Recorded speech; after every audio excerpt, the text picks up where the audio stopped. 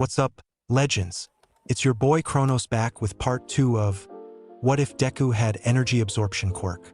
We're just getting started, and things are about to get even crazier. Massive shout out to Big Tedig 3498 for collaborating on this epic journey. Your ideas are fire, and I'm hyped to bring them to life. As always, thank you all for your unstoppable support. You're the heart and soul of this channel. Let's dive into today's action-packed episode. Chapter 8, USJ. The three arrived at a battle between Shoji and a crowd of villains. The villains were mocking and laughing as they threw fire-based attacks at Shoji, who was doing his best to defend against another large villain who was in hand-to-hand range with him. Their classmate had burn marks on his body from the continuous attack and couldn't move properly because of the villain assaulting him in front. Izuku sped up and began to absorb all the thermal energy in the area, including the flying projectiles. Fireballs slowed in midair and then dissolved into energy that streamed into Izuku's waiting hand. The area immediately got colder as frost built up at his feet. He focused on the villain in front of Shoji that had molten rock for skin and also began to absorb it. Magma cooled and the man slowed considerably as the glowing sections of liquid rock hardened. Shoji took advantage of his weakness and slammed his right arms into his face and began to pummel him. Izuku turned back to the crowd of villains who continued to try and throw fire at Izuku, but it was no use. More and more frost began to creep away from his feet. The green-haired boy then began to launch lightning bolts at the villains and they scattered. But not before Uraraka tagged a few and some fell to the ground as they got tripped or punched by nothing. The battle lasted no more than 5 minutes before all the villains were down. They didn't have anything to tie them up with, so they piled them up and to the side.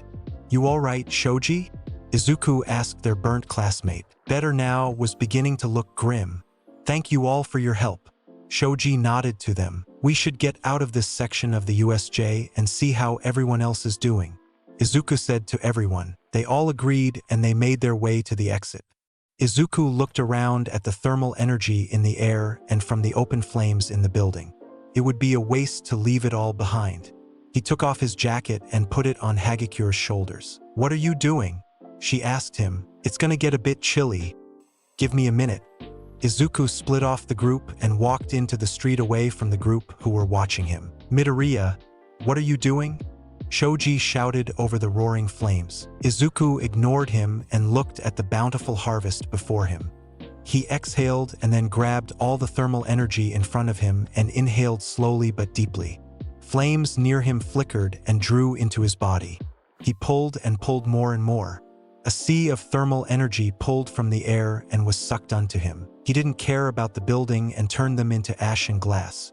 Frost covered the ground where he was facing and it spread at a steady pace. Streams of fire converged into him and settled in his core. Izuku absorbed more and his core wasn't full. He didn't feel anywhere close to full. He didn't know if he could be full. When he felt it was taking too long, he stopped and saw what was left behind. Ash, glass, and slag were all that remained after his harvest of energy. About a 3-city block radius was cold and void of heat. In a minute, where a hellscape stood now lay a barren landscape. He turned back to his classmates and he saw wide-eyed horror, astonishment, and awe. The ice cracked around his feet and he joined them. "That was incredible." Hagikure spoke first. "It was a force of nature, beautiful but scary, like a tropical storm coming from afar." Shoji looked back at the ruins and then at Izuku, who stood half his height. "It was something," Uraraka added quietly. Izuku blushed under the praise and moved to the doors. With their help, they walked into the plaza and it didn't look good. Aizawa was bloody and bashed under the grip of the dead-eye monstrosity. Villains lay behind them, credit to Eraserhead's abilities. The lanky villain spoke to the mist villain and Izuku could hear what they said. "All have been scattered. 13 has been neutralized, but there is still no sight of All Might." The mist said, "I can fucking see that, Kurogyri. Well, good job with the brats. Might as well have fun while we wait for him," the villain said as he scratched his neck. Then he looked over at the shore where Tsu, Kaminari, and Mineta hid. "You guys go grab Aizawa and move to the exit when you see an opportunity. I'll distract the main villains," Izuku quickly said. "What? No!" Hagikure protested, but was cut off by seeing the lanky villain move in front of Tsu, who was grabbing her head. Go! Izuku shouted and cracked the ground with the amount of kinetic energy he released to get close to them. You're so cool, Eraserhead. Nomu. The monstrosity slammed Aizawa's head down and he went unconscious. Izuku launched a lightning bolt straight at the lanky villain and the Nomu appeared in front of its master. Izuku propelled himself forward and got between the 3 cowering students and sprayed electricity at the 2 villains. He heard a shout from the lanky villains but nothing from the Nomu. Run now!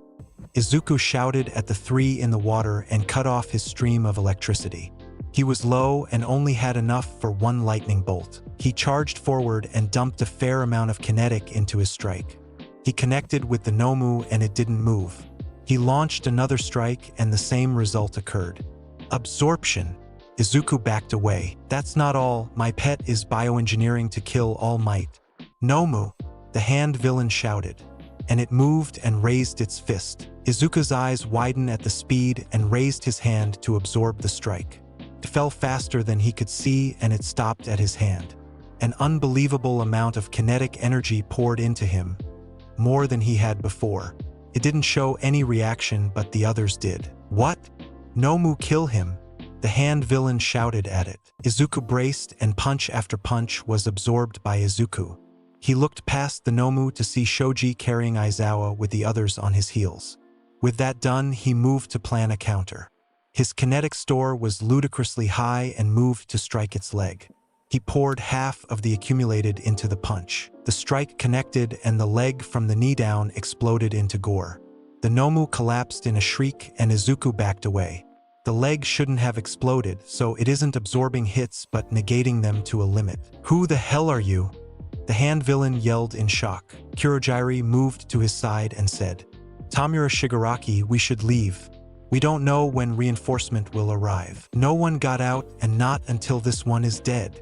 Shigaraki pointed straight at Izuku. Ice ran up the regenerating Nomu and covered it from head to toe. Todoroki let out a hiss of cold air. That was the thing to kill the symbol of peace, pathetic. It won't hold it long. Izuku said to Todoroki, I'll just blast it until it stops then. Bakugo shouted and released a massive explosion onto the frozen Nomu. The dust cleared and the Nomu was missing its arm from the explosion but didn't stop it. What the fuck? It leaped forward too fast for Bakugo to dodge and Izuku appeared to take the blow. They fell to the ground and Bakugo backed away with his quirk. The Nomu continued its barrage of attacks against Izuku and he stood his ground. Todoroki tried to freeze it again, but it shattered the thing's footsteps. Izuku saw it was regenerating from the blast from Bakugo and it took longer. Burned flesh took longer to regenerate. Todoroki, burn it! He shouted over the thumps of its fists landing on his arms. No, I won't use my fire. Todoroki denied it and shot more ice at it to no avail. Izuku was shocked at his pronouncements and missed the hand that grabbed him by the arm. He felt it snap under the pressure and he was launched back and landed. He absorbed the landing but cried in pain for his broken arm. Every time he moved it, it shot agony through it. Todoroki was still launching ice at it, but it broke the waves of it with ease. Growling in anger, Izuku raised his hand and aimed it at the monstrosity. He poured 3/4 of the thermal energy he had and concentrated it into a bead. It was so bright he couldn't look at it. The temperature of the area rose drastically and Izuku aimed his hand at the Nomu. Move! Izuku bellowed and released a section of the bead. Everyone watched as part of the sun was used to incinerate everything in his path. Air boiled and screamed as liquid fire shot through the Nomu and carved into it. The thing screeched, but Izuku didn't let up as its top left was turned to nothing, including its head. The Nomu was still on fire and thrashing around when it started to regenerate again. You can't stop my pet. Nomu, kill them all. Shigaraki dodged another blast from Bakugo. Todoroki was thawed more and moved to freeze the Nomu again, but Izuku stepped up past him. Izuku grabbed all the thermal energy on the Nomu and pulled. Like the log in the forest, he consumed the potential thermal energy. The Nomu began to turn into ash as the flames spread faster and faster. The regeneration tried to fight back, but Izuku burned it all away. Thermal energy settled in his core, and the Nomu was nothing but ash when he finished absorbing. You cheaters! Shigaraki raged and charged at Izuku. Bakugo tried to blast him, but Kurogiri redirected it away. Shots were fired and Shigaraki fell to the ground. Mist covered his master and they sunk into the ground. "I'll remember you." These were the last words that he said to Izuku before disappearing. Izuku looked up at the entrance and saw UA heroes rushing down the stairs with All Might gathering up all students in a flash. All that remained were Izuku, Todoroki, and Bakugo at the center plaza. His arm throbbed and he clenched his fist. He turned to Todoroki and punched him in the face without his quirk. "You would rather have people die than use your fire? Go fuck yourself." Izuku raged at the fallen Todoroki. "You know nothing about me." Todoroki yelled back with a bloody mouth. "I hate Bakugo, absolutely loathe him. But we are training to be heroes and save everyone to the best we can. If you can't do that, then you are no better than he was." Izuku jabbed a finger at Bakugo, who stepped back at the vitriol in his usual quiet voice. "That's enough. Go to exit and get healed." All Might appear in front of them with Midnight and Snipe behind him. "How nice of you to join us." Izuku spat at the #1 hero. Just on time. He took enjoyment in seeing the hero flinch at his words. He moved past them and up the stairs with his arm throbbing with every step. His thoughts were halted when a pair of arms wrapped around his chest. Hagakure, wearing his jacket, was sobbing into his chest. Izuku put his good arm around her and held her. She pulled back and she saw his arm. "We need to get you to an ambulance. Let's go." She pulled him along and wiped her tears away. Izuku sat down, drained from the day. Paramedics began their work as they moved to splint his arm. Hagakure stayed near him and stayed quiet. She looked worriedly at him, but he smiled to try and comfort her. It only worked slightly. Izuku caught a glimpse of Detective Tsukachi leading the operation from the police's side. The rest of his class was rounded up on the bus and headed back to UA. Izuku followed in the ambulance as the paramedics did their best to make him comfortable until they reached Recovery Girl. They arrived and he was carted off to the nurse's office. The paramedic left him and the nurse got to work on his arm. "What happened?" she asked as she looked him over. "A thing with a strength quirk grabbed my arm and threw me. It crushed my arm," he said simply. "It?" She furrowed her brow and looked up at him. She moved and kissed his arm. It glowed and was healed in a moment. "It wasn't alive. The main villain said it was bioengineering and had more than one quirk. It was closer to a monster than human," Izuku explained with the stamina drain settling in. "That's worrying. Head on to your classroom and wait there with your classmates." She gave him a sucker and gestured to the door. Izuku arrived in 1A with his classmates milling about, most tuned to him at the door opening. Izuku could see everyone in the room. His usual lunch mates crowed around him and sat him down at a desk. Sue and Shoji were also close to where he sat, and he could see Shoji with bandages with a familiar burn cream. "Glad to see everyone all right," Izuku said first. "Are we all right? Are you all right? You were with the busted arm." Kaminari redirected the question back at him. "I saw some of the fight at the plaza. That was some serious business," Mina said without her usual jovial tone. "I'm tired, but I'll be all right." He smiled at their worry for him. He turned to Shoji and asked, "Aizawa, taken to the hospital, I was told." He was still alive, but he looked in bad shape. He explained, "What you got there, Toru?" Mina's teasing voice came back. "Looks pretty familiar." She was smiling at the invisible girl and then looked at Izuku. She saw some of the scars on his exposed shoulders but moved past them. "This old thing, I found it." No one but Izuku could see the heat rushing to her face as she tried to act casual about it. The door opened to let in Midnight and the detective. Everyone got quiet and listened. "We will be having you all give your statement about what has occurred." They began by pulling Kirishima and they waited for them to finish before calling in another student. They all waited in silence with quiet chatter as one by one they left. Hagakure had leaned on Izuku's shoulder and set her hand on his arm a while ago. Mina smirked at the corner of his eye but said nothing. Soon it was Hagakure and she left with his jacket. She still didn't return it, to his amusement and embarrassment. Izuku was one of the last with Todoroki and Bakugo going before him. Then he was alone in the classroom until the detective popped his head in and jerked his head back. "Nice to see you again, detective," Izuku greeted. That was a half-truth and I agree, please sit. He was motioned to a conference table and sat down across from him. He started a recording and stated his name, time, and subject they will be speaking of. Can you tell me what happened from the start of entering the USJ? Izuku did so from the start when he grabbed Hagakure and they fell into the configuration zone. I absorbed a part of the zone's thermal energy for later use. The detective stopped him. The first time we met, you were quirkless. What changed?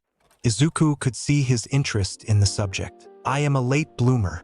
I got my quirk when I was going to shield a toddler from getting run over a few days before we talked for the first time. I wasn't quirkless when we spoke last time, you just never asked. Izuku said truthfully. He could see the detective's shoulders slump slightly at his response. Why not update your file? He asked. I did turn in my paperwork, but I was ignored when they pulled up my file and saw I was quirkless. They didn't believe me and stopped trying. He shrugged. Right, we'll come back to that. Please continue. He let out a sigh and made a note, and Izuku did so. He told him the names of the villains and what Kurogiri could do. Then he spoke about the Nomu. Shigaraki said it was bioengineering to counter All Might. He said it had multiple quirks and I believe it did. I saw regenerating, super strength, super speed, and kinetic negation. Its limbs and head grew back from nothing. How could you tell it had kinetic negation? And where is it now? Izuku knew the others saw what he did to the Nomu, but the detective wanted him to say it. I can absorb energies and release them later. I can absorb kinetic, thermal, electric, and some others. I've dropped from about 20 stories and absorbed all the kinetic energy produced from the landing. One punch of that thing was about 100 of those drops, maybe more. When I released one of those landings into the thing, it didn't flinch or move an inch. Also, Shigaraki said so as if he was boasting. Izuku finished his explanation. Izuku sighed and continued. As for where it is, it's dead, ashes. I burned half of it away and I continued to regenerate. So I absorb all the potential energy from it burning and turned it into ash. He waited for the response and hoped he wouldn't have to escape from getting arrested. He was not going to jail, he refused. The detective nodded and spoke. That's when the heroes came in and Shigaraki and Kurogiri disappeared. Correct? Izuku nodded. Am I under arrest for killing that thing? Izuku asked with tense legs to spring up and bust out of there. What? No, from what I understand, you couldn't hold back against a villain that would have killed most likely everyone in that place if it weren't for you. You couldn't have known the heroes were seconds away.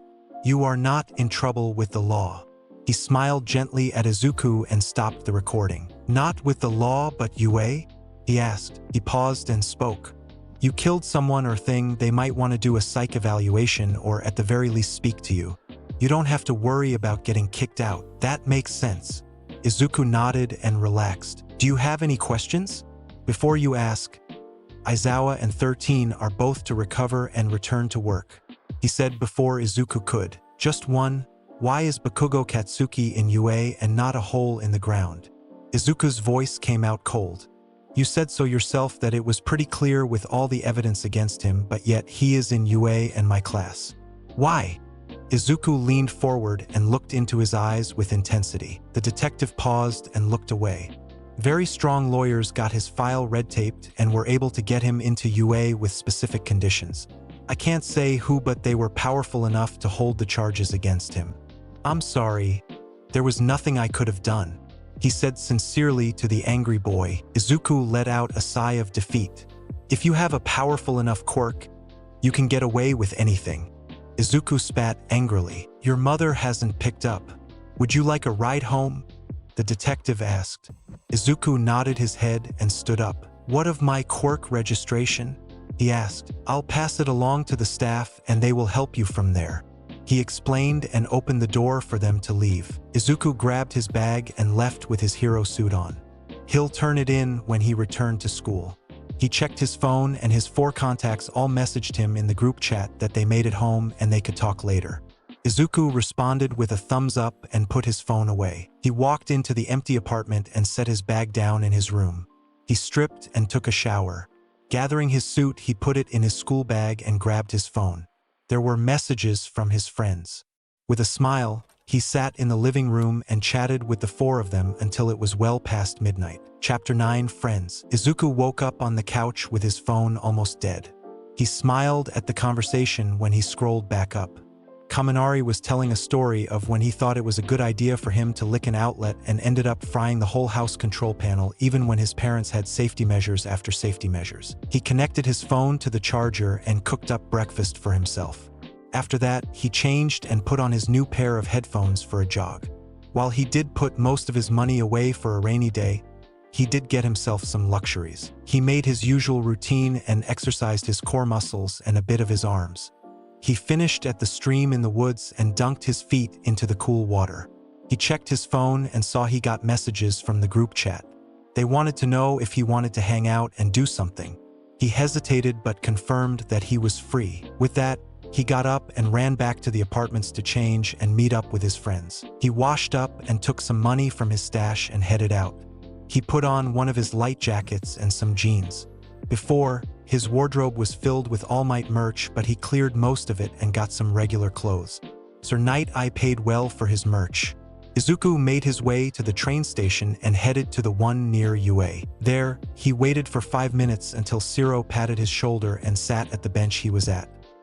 He greeted him with his usual easygoing smile, but Izuku could see the curiosity from the bus. He didn't ask, and Izuku was glad for it. Kaminari and then Mina came along with casual clothes like him. They chatted while waiting for Hagakure, who came in wearing his hero suit jacket, much to his embarrassment and Mina's teasing smile. How romantic, war-torn lovers reunited. Mina twirled and hung off of Hagakure in a very dramatic fashion. Izuku blushed heavily at the joke, and Hagakure did so too, but only Izuku could see. Leave them be, Mina. So what's the plan? Arcade? Park? Heist? Roam the woods. Siro threw a lifeline to Izuku's benefit. What were the last two? Kaminari asked. Arcade. Mina shouted in her vote. Park sounds nice. Hagakure said. I know part of the woods well. Izuku offered. He didn't know what normal hangout spots were. Everyone looked to Kaminari for his input. I am the dumbest member of this crew. Like hell, I have a heist planned out.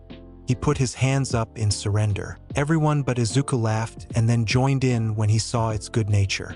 Bit of everything then? Arcade with food after, park, and then to the woods to plan the heist. Siro nodded as he pointed to everyone after their preferred place. They all agreed and followed Mina off the train station and to the nearest arcade. Izuku and Hagakure unconsciously began to walk next to each other as everyone chatted about anything but the USJ. They arrived at the arcade and Izuku was unsure what to do from there.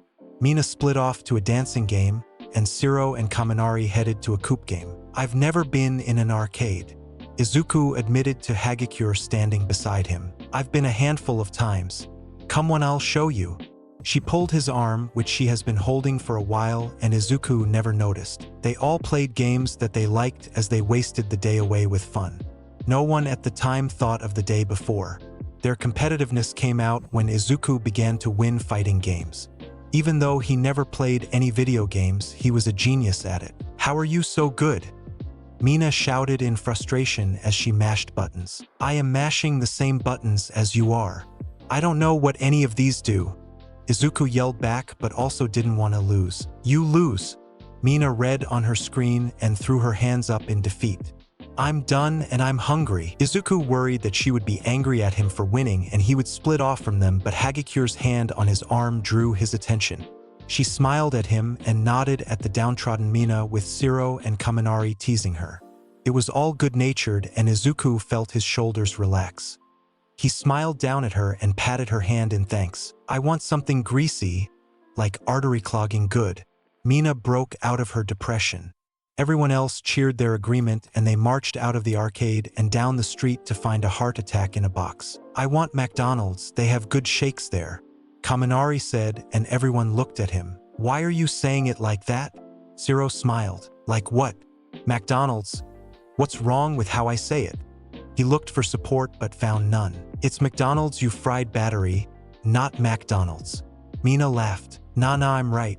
Midoriya, you're the smartest one here. How do you pronounce it? Kaminari asked for help from his draining pal. When I understand what you mean when you say it your way, but when I heard a commercial, it was McDonald's. He pointed to a gloating Mina. Well, I'm still calling it McDonald's. He pouted and turned away to sulk. They arrived and ordered while they caused a small ruckus amongst themselves. Izuku was the one with the biggest order with a shake, a soda, a Big Mac, 20 nuggets, and a large fry. He blushed when his friend's eyes landed on his full tray. Ain't no way you finish, Mina pronounced while eating her order of 10 nuggets and a shake. That is a lot, but I bet he can do it, Zero said confidently. It's been a long time since I've been here, and I wanted to try some of everything. He explained but began to eat anyway. How long? Hagakure asked. She took off the jacket and wore a sleeveless shirt underneath. Izuku chewed while thinking and answered, like 8 or 9 years. He missed the incredulous looks from the other three and Hagakure's slightly sad one. Well, we're fixing that. Now at least once a month we shall go out and, fuck around, she pronounced while waving a fry around. I'm more than down. Zero agreed with his usual smile. They all agreed one by one, and Izuku smiled with warmth at having found people who he could call friends. They continued to chat as they ate, talking about nonsense while they relaxed. After they watched Izuku finish his tray off with amazement, they made their way to a park closer to the apartment Izuku lived at so they could trounce in the woods after. This place is nice.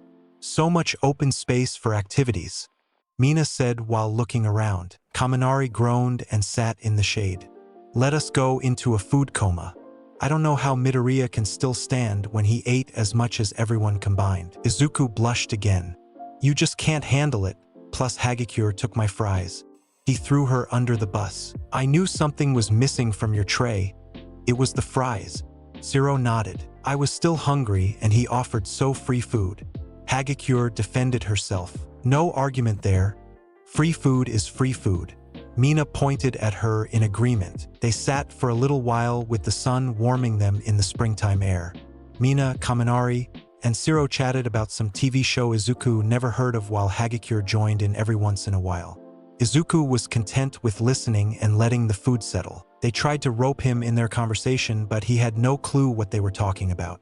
They tried to explain it, but it only made him confused. What do you mean the guy was time-traveled to tell himself to commit atrocities? I mean, I understand where he is coming from, but why not try something else in the next timeline? Izuku asked in confusion. Because the whole world was against them. They sent titans, prisoners, to harass them for centuries. Mina argued back. That's messed up, Izuku said as he shook his head. It's a good show though. Hagakure joined in. All right then. Midoriya, you said you knew the woods like the back of your hand. Kaminari stood up. I never said that, Izuku corrected. I'm going to start walking. Tell me when I'm going to trip over a dead body. Kaminari moved to walk into the woods, but Zero wrapped a strip of tape around his waist and pulled him back. Lead the way, Green Bean.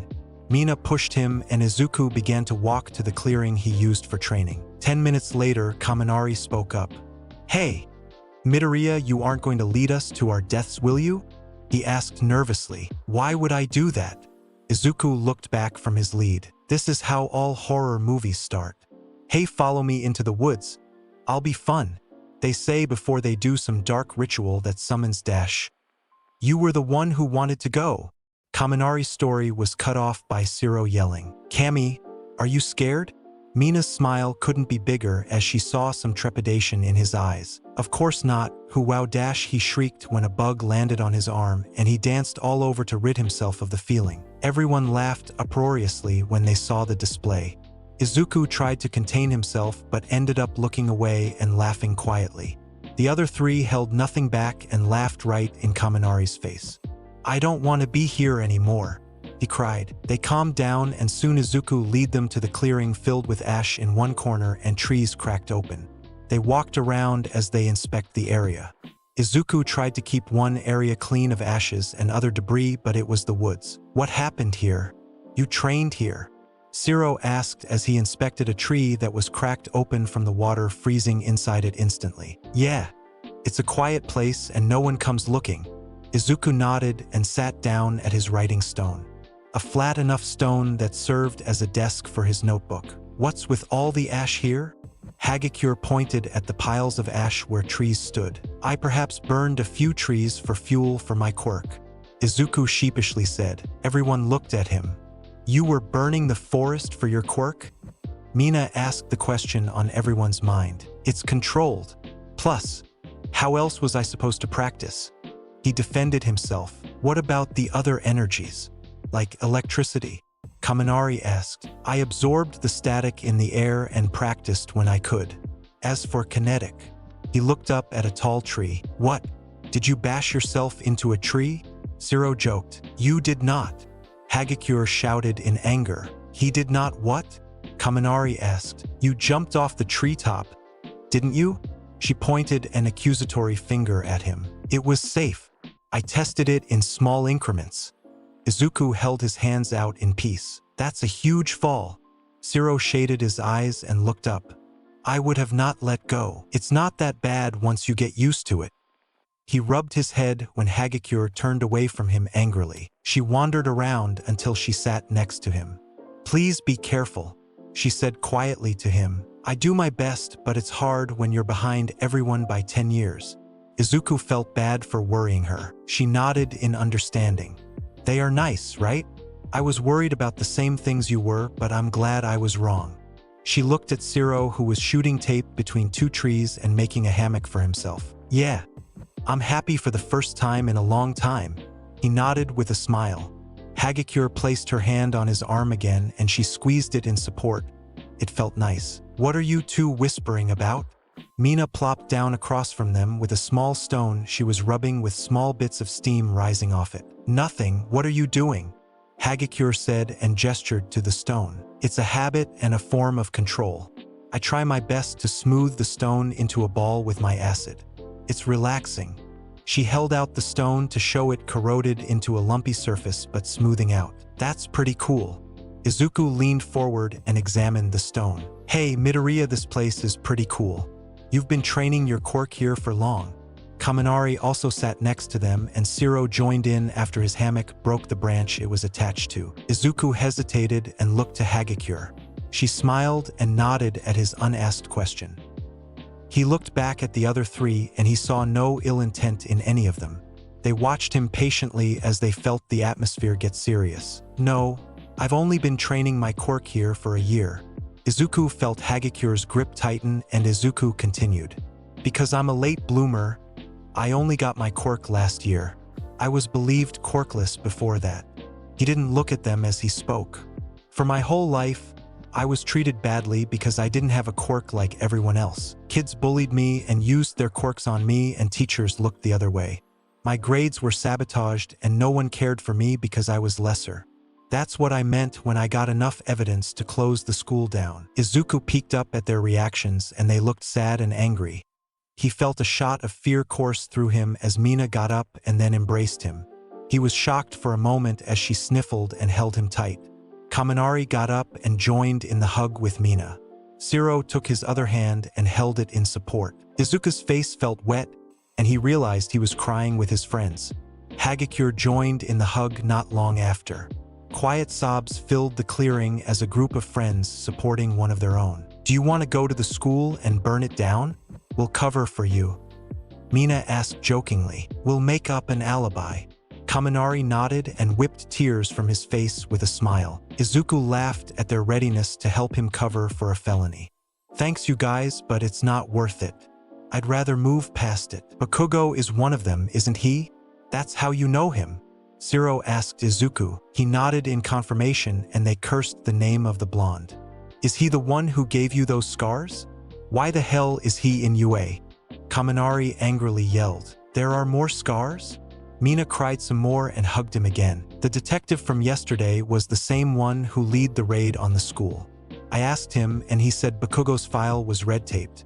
That means if he steps out of line, all those charges will come down on him. Who helped him? I don't know. Izuku explained to everyone around him. Let's frame him. No, that's not very hero-like. Zero shot down Kaminari's idea. Can we at least be very passive-aggressive towards him? Kaminari negotiated. I think that's fair. Hagakure laughed. Thank you guys for being such good friends. Some more tears leaked out as he listened to his classmates scheme and plan against the one who made his life miserable. Of course, Green Bean. We can even dispose of bodies if you asked us. Mina still had her arms wrapped around his neck in the embrace. We will, Zero asked. I mean, we can, but let's put that at Plan M for murder. Now that's settled. Midoriya, could you help me with some quirk training? Kaminari's hand sparked with electricity. Yeah, that sounds good. Izuku smiled and patted Mina's arm to get up. Hagakure smiled up at him and they moved a bit away. You weren't surprised when Midoriya told you about being a late bloomer. You knew. Mina scooted next to Hagakure's form. A few days ago, we were talking and we let stuff off our chests and he told me about that. But nothing about Bakugo. Hagakure's last words were angry at the blonde. That explained why he had no contacts in his phone. What about parents? I didn't see a mom or dad in there. Nothing. Mina watched Midoriya and Kaminari release small amounts of electricity. I don't know, hopefully he'll tell us one day. For now, he seems fine with how things are. We'll just keep an eye out. Hagakure promised herself and Mina. There they spent the rest of the day with Izuku trying to train Kaminari with his electricity and Zero napping on a new hammock. Mina played with smoothing rocks and Hagakure watched Izuku train. That's to be expected. Hagakure sighed to herself. Pretty good if you ask me. She chuckles and held Izuku's jacket tighter to herself. Chapter 10. New Day. Izuku walked his friends to the train station as the sun began to set. Kaminari began to make progress with lightning with Izuku's help. He drained the area of static and tried to help him feel the absence of it. From there, he tried to get Kaminari to move the static himself, but it was slow going. Izuku walked next to Zero and Kaminari talking about how well electricity would conduct with milk. Izuku wasn't sure how they got on that topic, but he was heavily invested in it. Hagakure pulled Mina back a few steps so they could talk about things. She saw Mina as a good friend, even more now after Izuku told them, but she worried about the pink girl's answer. Hey Mina, I want to ask you something. Mina heard the serious tone in her voice and placed her full attention on the invisible girl. Go ahead. She nodded. While she couldn't see her face, Mina could read the nervous tics. Are you interested in Midoriya? As more than a friend. If Izuku looked back, he would sense a bloom of thermal energy radiating off of Hagakure's head. Mina blinked and stared at the fidgeting girl next to her. Her smile split her face from ear to ear. With a quiet squeal and giggle, she hooked her arm around Hagakure's shoulders and pulled her in. He's all yours. She whisper-giggled in her ear. Hagakure kept blushing as she looked away. Thanks, Mina. One by one, his friends boarded their trains and headed to their homes. Mina just got on hers when she turned around to give them a big grin. Hagakure's eyes flicked from Mina and Izuku, but he didn't know why. Everything all right, Hagakure? Izuku asked as Mina's train left. Yep, just girl things is all. She waved his concerns away and to her relief, he nodded. I don't know what that means, but if you're okay then all right. Izuku smiled at her and she turned away for a moment before turning back. They sat in silence for a while longer until she spoke up again. I'm glad we got to hang out. I had a lot of fun today. Izuku nodded in agreement. It was nice. I'd like to do it again sometime. Hagakure saw her train begin to roll in. She down at the jacket still on her. Oh right, your jacket. Too bad. I liked it. She took it off and held it for a moment. Here, trade. Trade? My jacket for that one? Izuku felt heat rise to his face. It's only fair. A lady needs something to ward off the cold. She declared and stuck with her on-the-spot plan. Izuku took off the one he was wearing and gave it to her. Now, if you want this one back, you need to trade it for another one. She smiled up at him while it putting on. All right. Izuku confusingly agreed. Her train stopped. Hagakure turned to him and gave him another hug. Let's hang out sometime again. Izuku hugged her back automatically and she left after a moment. The train doors closed and she was gone. What just happened? Izuku mumbled to himself while looking at his hero jacket. He heard a chuckle and looked over to an old couple laughing softly. Don't mind us, boyo.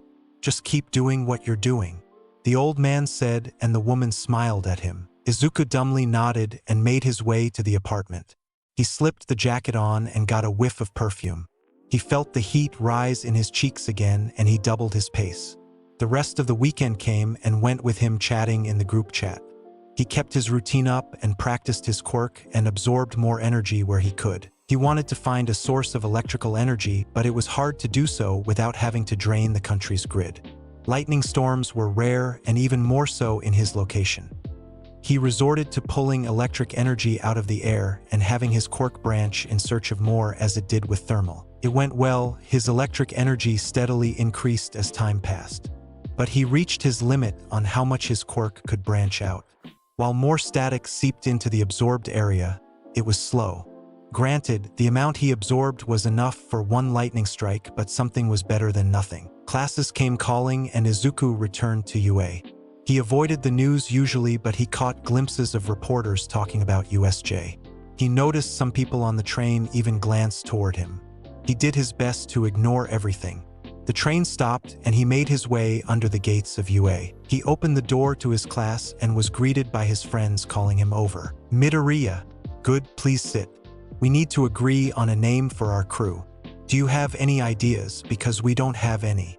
Mina gestured to a chair across from her where Hagakure sat on the desk. Crew. Izuku smiled at the thought. I'm terrible with names. I still need to think of one up for my quirk. He whispered the last part. Why not energies or something? Kaminari asked. No, that's basic. If I could, I would have named my quirk cool sounding like corrosion will or something. Mina är good. Is there a limit to how much you can absorb? Like, can you get full? Shiro held out his stomach in the motion of eating too much. Izuku laughed at his actions. As far as I know, no. Limitless absorption.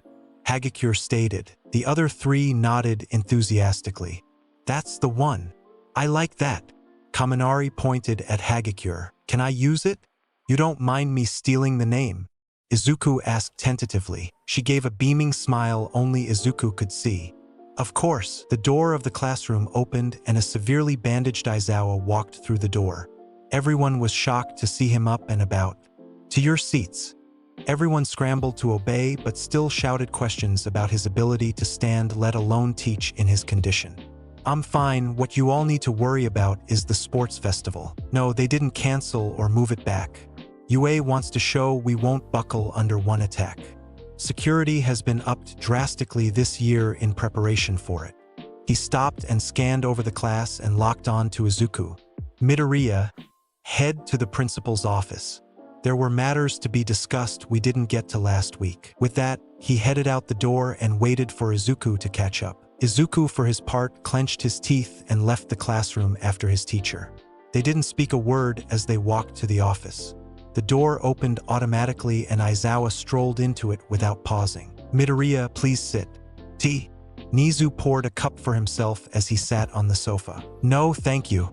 What is this about?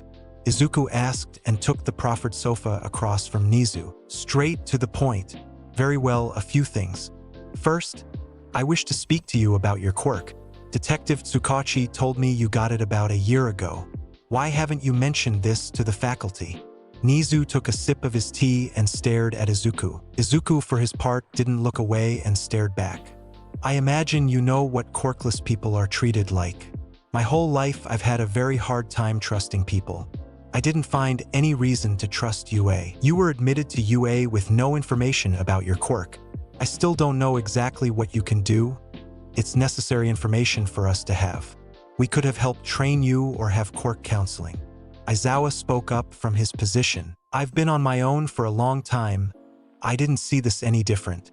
As for what I can do, I'll turn in any paperwork for my quirk registration.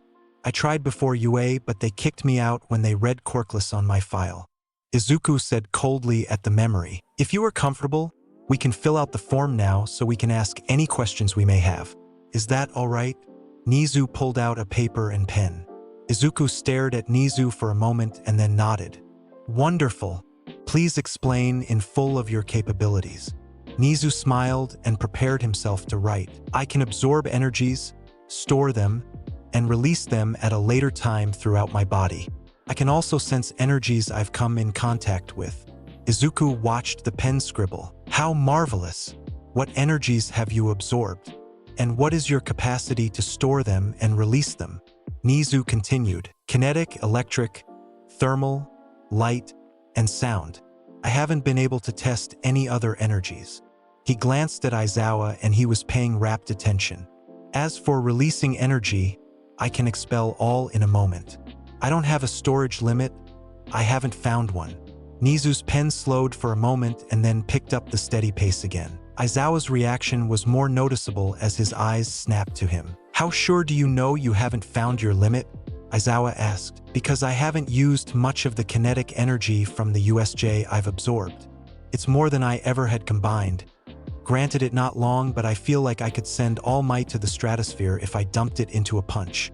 He grinned at the image of him flying through the air and disappearing in a white twinkle. Or he might just explode like the Nomu's leg. Nizu and Aizawa both stared at him. They shared a glance and then Aizawa spoke. You dislike All Might, why? He was leaning forward. Izuku scowled at the mention of the hero. He didn't find any reason to lie. He wanted to see what their reaction were.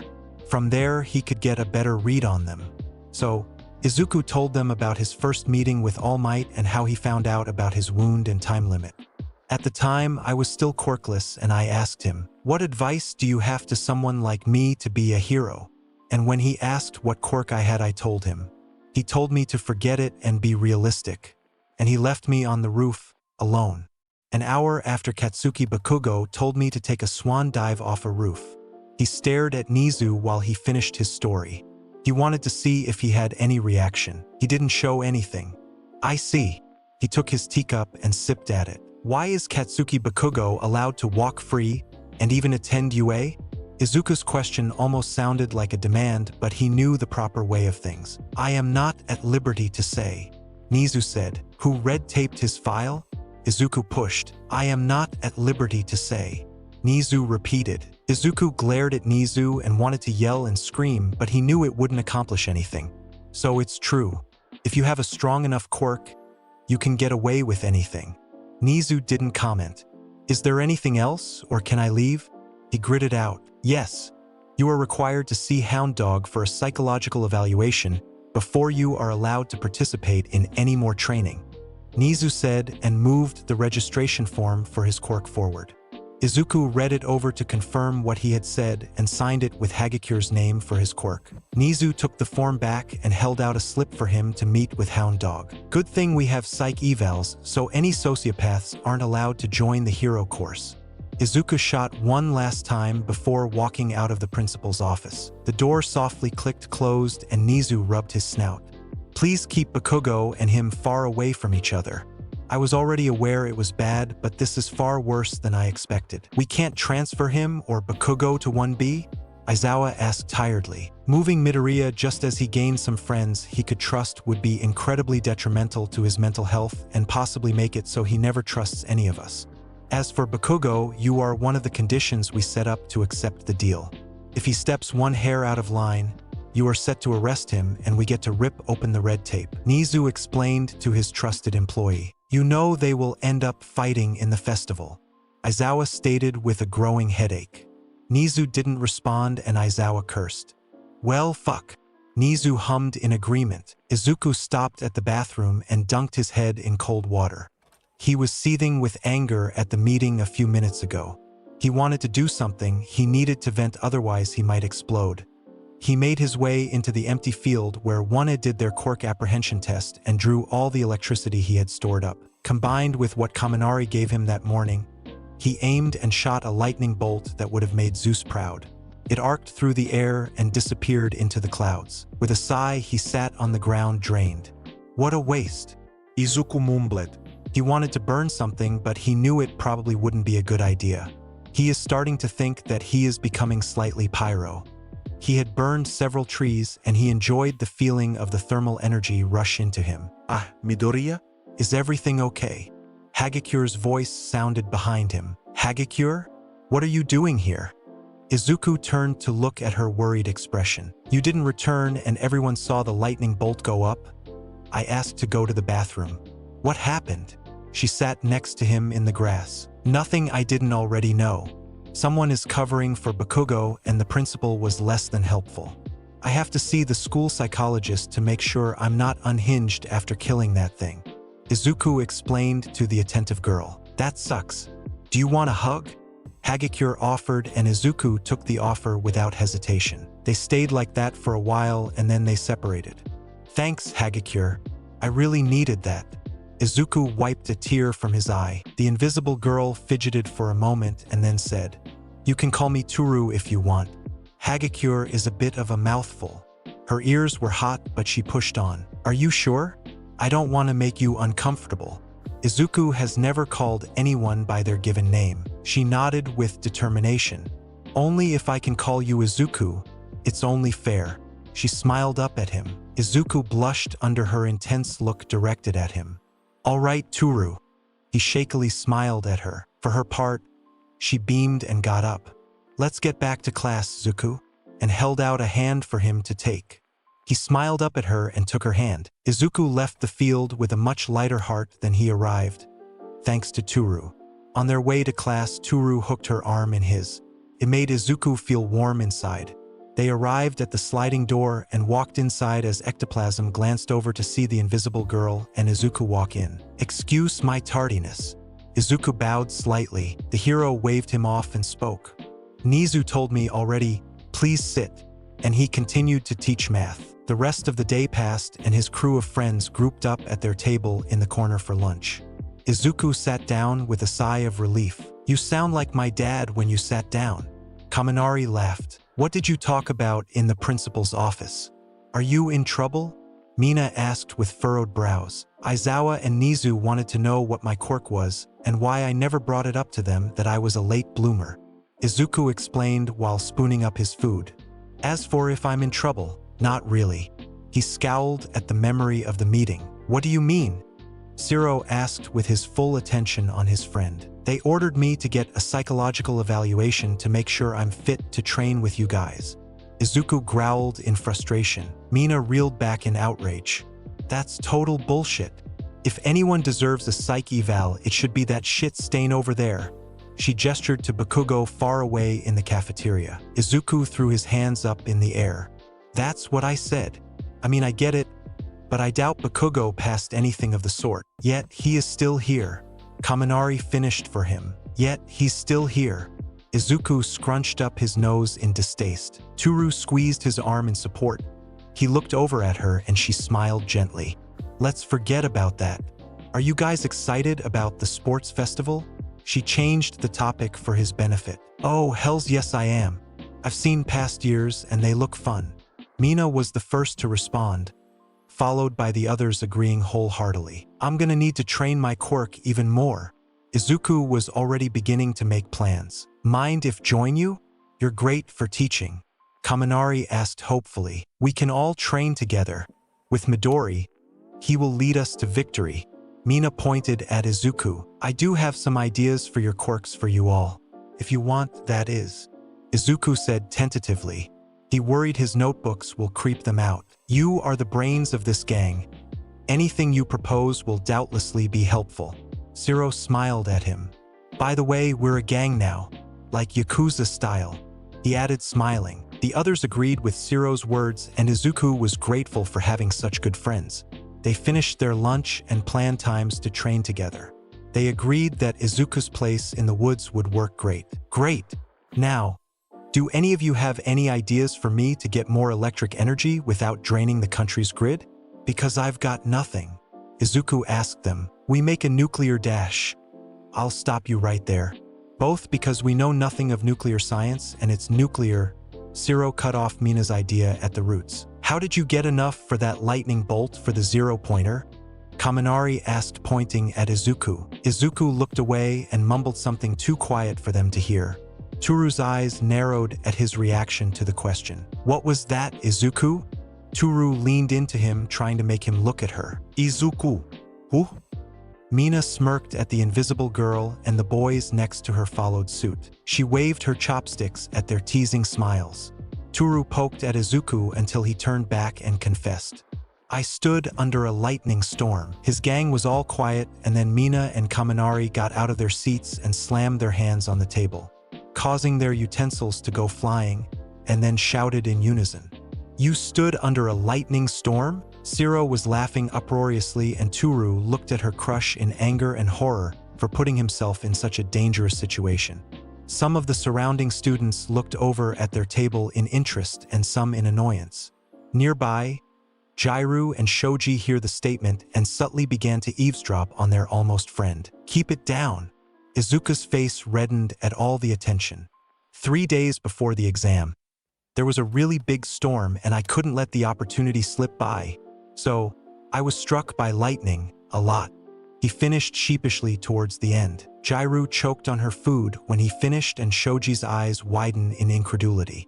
Tokoyami at their table looked on in confusion as Dark Shadow slammed their hands on Jairu's back to loosen the food in her throat. Holy shit, our leader is bats hit insane. Shiro kept on laughing. Hold on a motherfucking minute. You were the reason for the freak phenomenon that caused 100 lightning strikes to land in the same place. Mina whipped her phone out and scrolled frantically until she reached a news headline with a photo of dozens of lightning strikes hitting somewhere in the distance. Izuku reddening in embarrassment even more. I didn't know I made the news for that. He covered his face with his arms to hide from the still laughing Shiro and Kaminari, who looked at him in awe. You angered the storm gods and you took their power?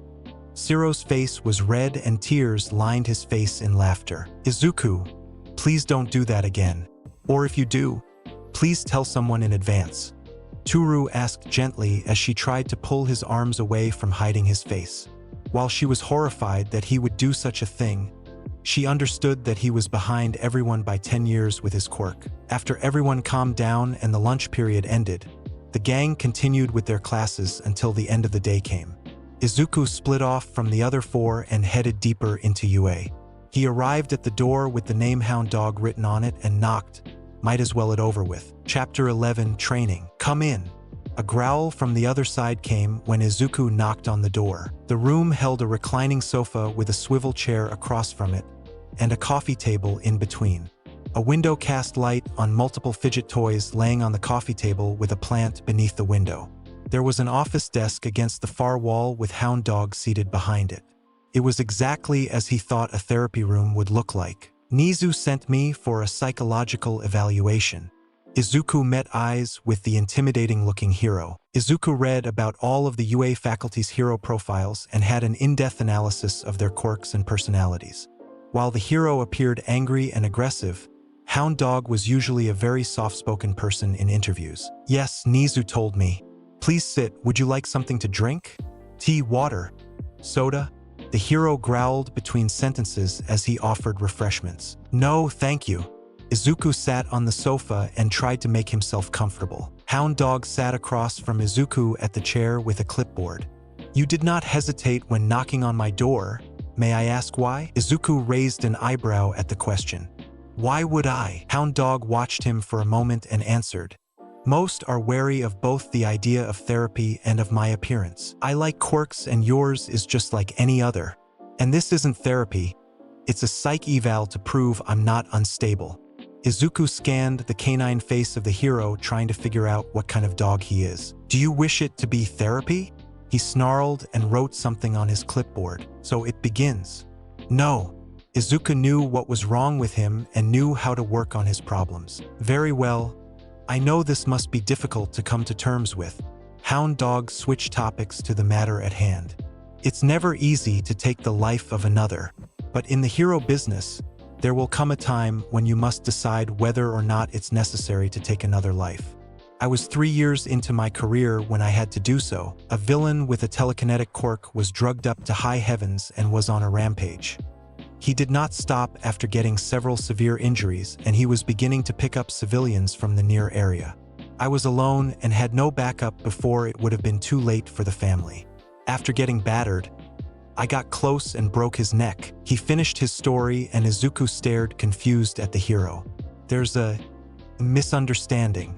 I don't. Izuku searched for words but stuck to blunt. Feel regret for killing that thing.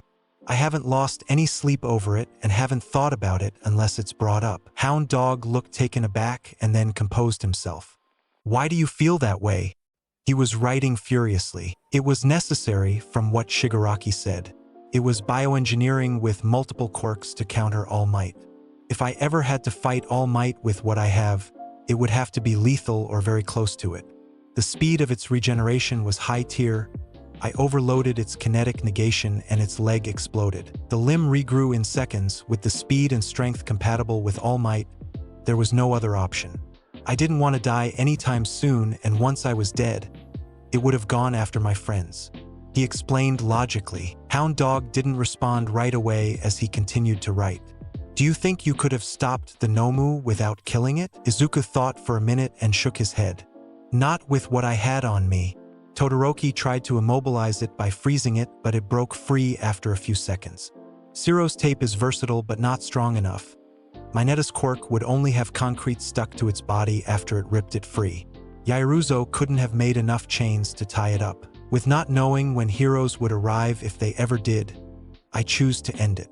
Izuku rambled on, but Hound Dog listened with rapt attention while still writing. You have a very analytical mind, Midoriya. Hound Dog watched him as if he was trying to read his thoughts. Any other questions? Izuku appreciated the compliment but wanted this to be over with. Yes. Please do your best to answer truthfully. Hound Dog continued asking him questions. He set scenarios for Izuku and asked him what he would have done and what he would have felt. Izuku was not fond of many of the scenarios where Hagakure was put in danger. For another hour and a half, he answered everything the hero put in front of him. That was my last question for you, he said to Izuku's relief. As far as I can tell, you passed the evaluation. You will be able to participate in class training, but I am putting you on training probation. What does training probation mean? Izuku was annoyed that he wasn't finished with Yue's bullshit. You won't be allowed to train alone in the facilities and will be watched closely in class training. Give this to Aizawa. Hound Dog wrote something on a slip of paper and gave it to Izuku. Izuku clenched his jaw and looked at the paper. It was what the hero just said in writing with his signature. Understood.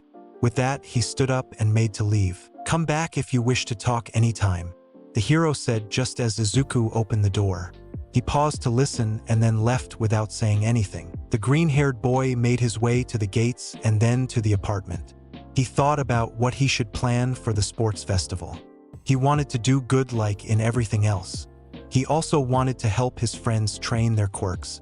He had a few applications for each of their quirks. He also wanted to try some things for his quirk but would need someone like Jairu for help. She was the best bet for sound energy and she seemed nice enough for a training period with them. He would ask her the next time he saw her. The apartment was empty as always. Izuku stripped and changed to head into the woods. Before he did, he went online and placed an order for another shirt and shorts from the company that made turus. He wanted one for himself. The best part, now that the company has sold to him, they don't need Izuku to send in more hair. Izuku would be interested in getting a tour of their facilities.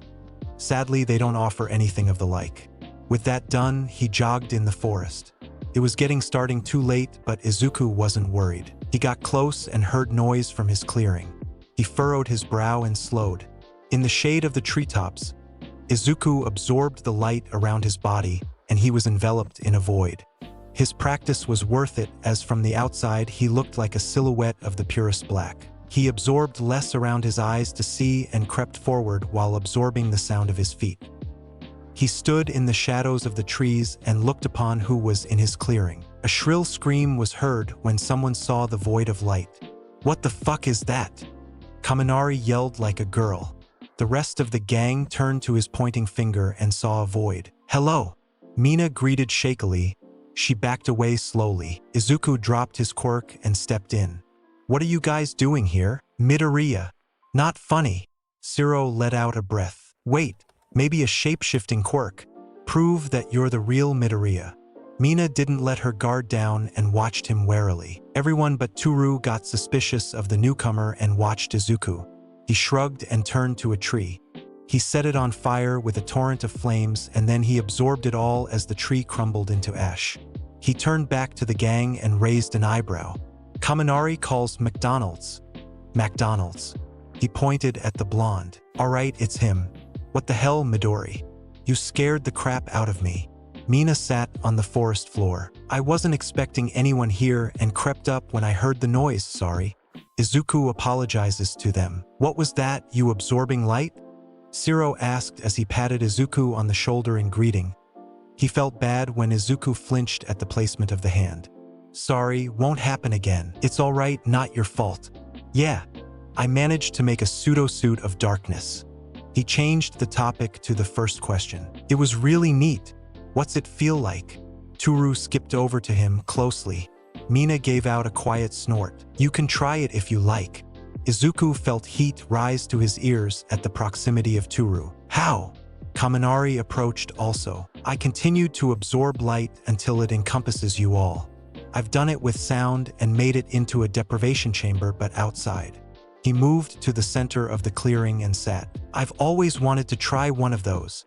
Mina rushed over and sat next to Izuku, and the rest followed. Toru sat at his side and put her hand on his arm. I'll do it for a minute. It's very disorienting. Izuku began to absorb the light and sound, and then the globe of his influence expanded. Toru's grip tightened slightly as she was enveloped. Around a minute later, he stopped and everyone was looking in different directions. Mina was laying down. Kaminari stared straight ahead. Shiro has his eyes closed, and Toru was looking in Izuku's direction. That was something. Not good, not bad. Just very unique. Shiro opened his eyes. I like to do it when I have to think about something serious. No distractions whatsoever.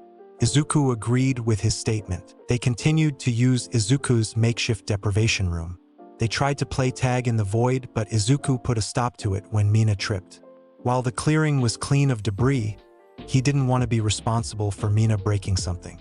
They chatted for a while until Shiro brought up his reason to stay late at UA. Can I ask how your eval went? Shiro asked. Sure, as you can imagine. I'm not a sociopath, but Hound Dog put me on training probation. Can't be alone in training facilities, and they will keep an eye on me at all times. Izuku scowled at the memory. That makes no sense. You did what you had to do. I know if I had to, I would have used my strongest acid against that thing. I saw it heal from your Kamehameha. Not a chance I would hold back. Mina defended his actions again. Izuku felt good when his actions were supported by his friends. There's nothing I can do anyway. Let's train for a bit. I brought my notebook for you guys to get new ideas for your quirks if you like. He was anxious about their reaction to his detailed pages of each of them. Toru was the first to read her page. She didn't get a chance to read as her eyes froze on the drawing of a face. She examined every small detail of the face. While her family did have specialized photographs of Toru to account for her invisibility, it wasn't as detailed as the drawing before her. Mina leaned over her shoulder and saw what was on the page. With a squeal, she grabbed the notebook and got a closer look at the drawing of her friend. Midoriya, you're a very good artist. She smiled up at him as his face burned hotter than ever. You draw? Let me see. Kaminari and Shiro crowded around Mina to see a profile drawing. Who's that? Mina pointed to a frozen Toru. That's how you look like? It's very nice. Shiro nodded at Kaminari's statement. Toru, for her part, got up and went over to a nervous and embarrassed Izuku. She hugged him the tightest she could. Can you please make another for me to take home? She whispered. Izuku sat there with his arms pinned by Toru. You're not upset? He asked tentatively. She laughed in response. No, I love it. I haven't seen my face like that, ever. She held tighter as Izuku patted her back with what he could with pinned arms. Then, I'll do my best to get you a portrait, Izuku promised with resolve in his voice. Make acid mist. I can imagine it, but how? Mina spoke to herself as she read her profile and thoughts about her quirk. I think I can manage the acid armor idea, but the mist. Kaminari grabbed the notebook from Mina and flipped through it until he found his face drawn out like Toru's. You really are good at drawing. He moved on and found the part for his quirk. Enhance muscles with electricity. Be careful with that idea. Too much and you could hurt yourself by tearing ligaments. Izuku cut Kaminari off before he hurt himself. Toru sat next to Izuku while waiting for the notebook. I didn't have too many ideas for you, Shiro. Sorry, I'll take what I can get. He shrugged and took the notebook to read. He snapped a picture with his phone of his profile. You make me look good. He continued and read. Momentum? What does that mean? He looked up at Izuku. You could adopt a movement technique, you could call it, where you are always moving to subdue your opponents. Once you stop, you're an easy target like anyone else, so you use your tape to keep moving around and keep wrapping your target with tape. If you fight someone stronger than you, they will be able to pull you off balance and take advantage of that. But if you keep moving around them and blinding them, tripping them, and disorienting them, then you will be safer when taking someone larger than yourself. Izuku spouted out rapid fire at Shiro. For his part, Shiro leaned forward and listened to every word Izuku said. It made Izuku feel nice when his friends didn't mock him or tell him to shut up. Momentum, I like it. Always on the move and causing interference until the baddie is down. I really like it. Thanks, Midoriya. Shiro smiled at him and got up to try out the idea like Kaminari and Mina were. My turn. Who? Toru took the notebook and stared at the drawing once again before moving on to what was written about her. She was impressed by the amount of detail Izuku had written about her. You could be a private investor with how good you are at this. She smiled at his abashed face. Thanks. I appreciate the comments. Izuku turned away from the smile with a small smile of his own. Let's see what you got for ideas. She unconsciously leaned closer to the boy and he stiffened up at the action. You believe I'm bending the light around my body? What makes you think that? One big reason is when you eat, the food disappears. If you were transparent, the food would be seen chewed up and so on. So, I think you might be able to bend the light going into your body and maybe shoot it out or use it to blind someone. Izuku explained while forgetting Toru was still leaning against him. She was quiet as she thought. How can we test that? Izuku lit his hand up with light energy. Trial and error. She smiled and nodded. They all practiced their quirks in new ways as the sun began to get lower and lower. They called it a day when they saw orange color the sky. They were all excited about their new path forward with their quirks. Mina managed to mold some acid around her hand to stick to the surface. Kaminari kept practicing with lighting strikes and trying to move his muscles with the electricity in his body. Shiro was swinging around the trees and aiming at one target at a time.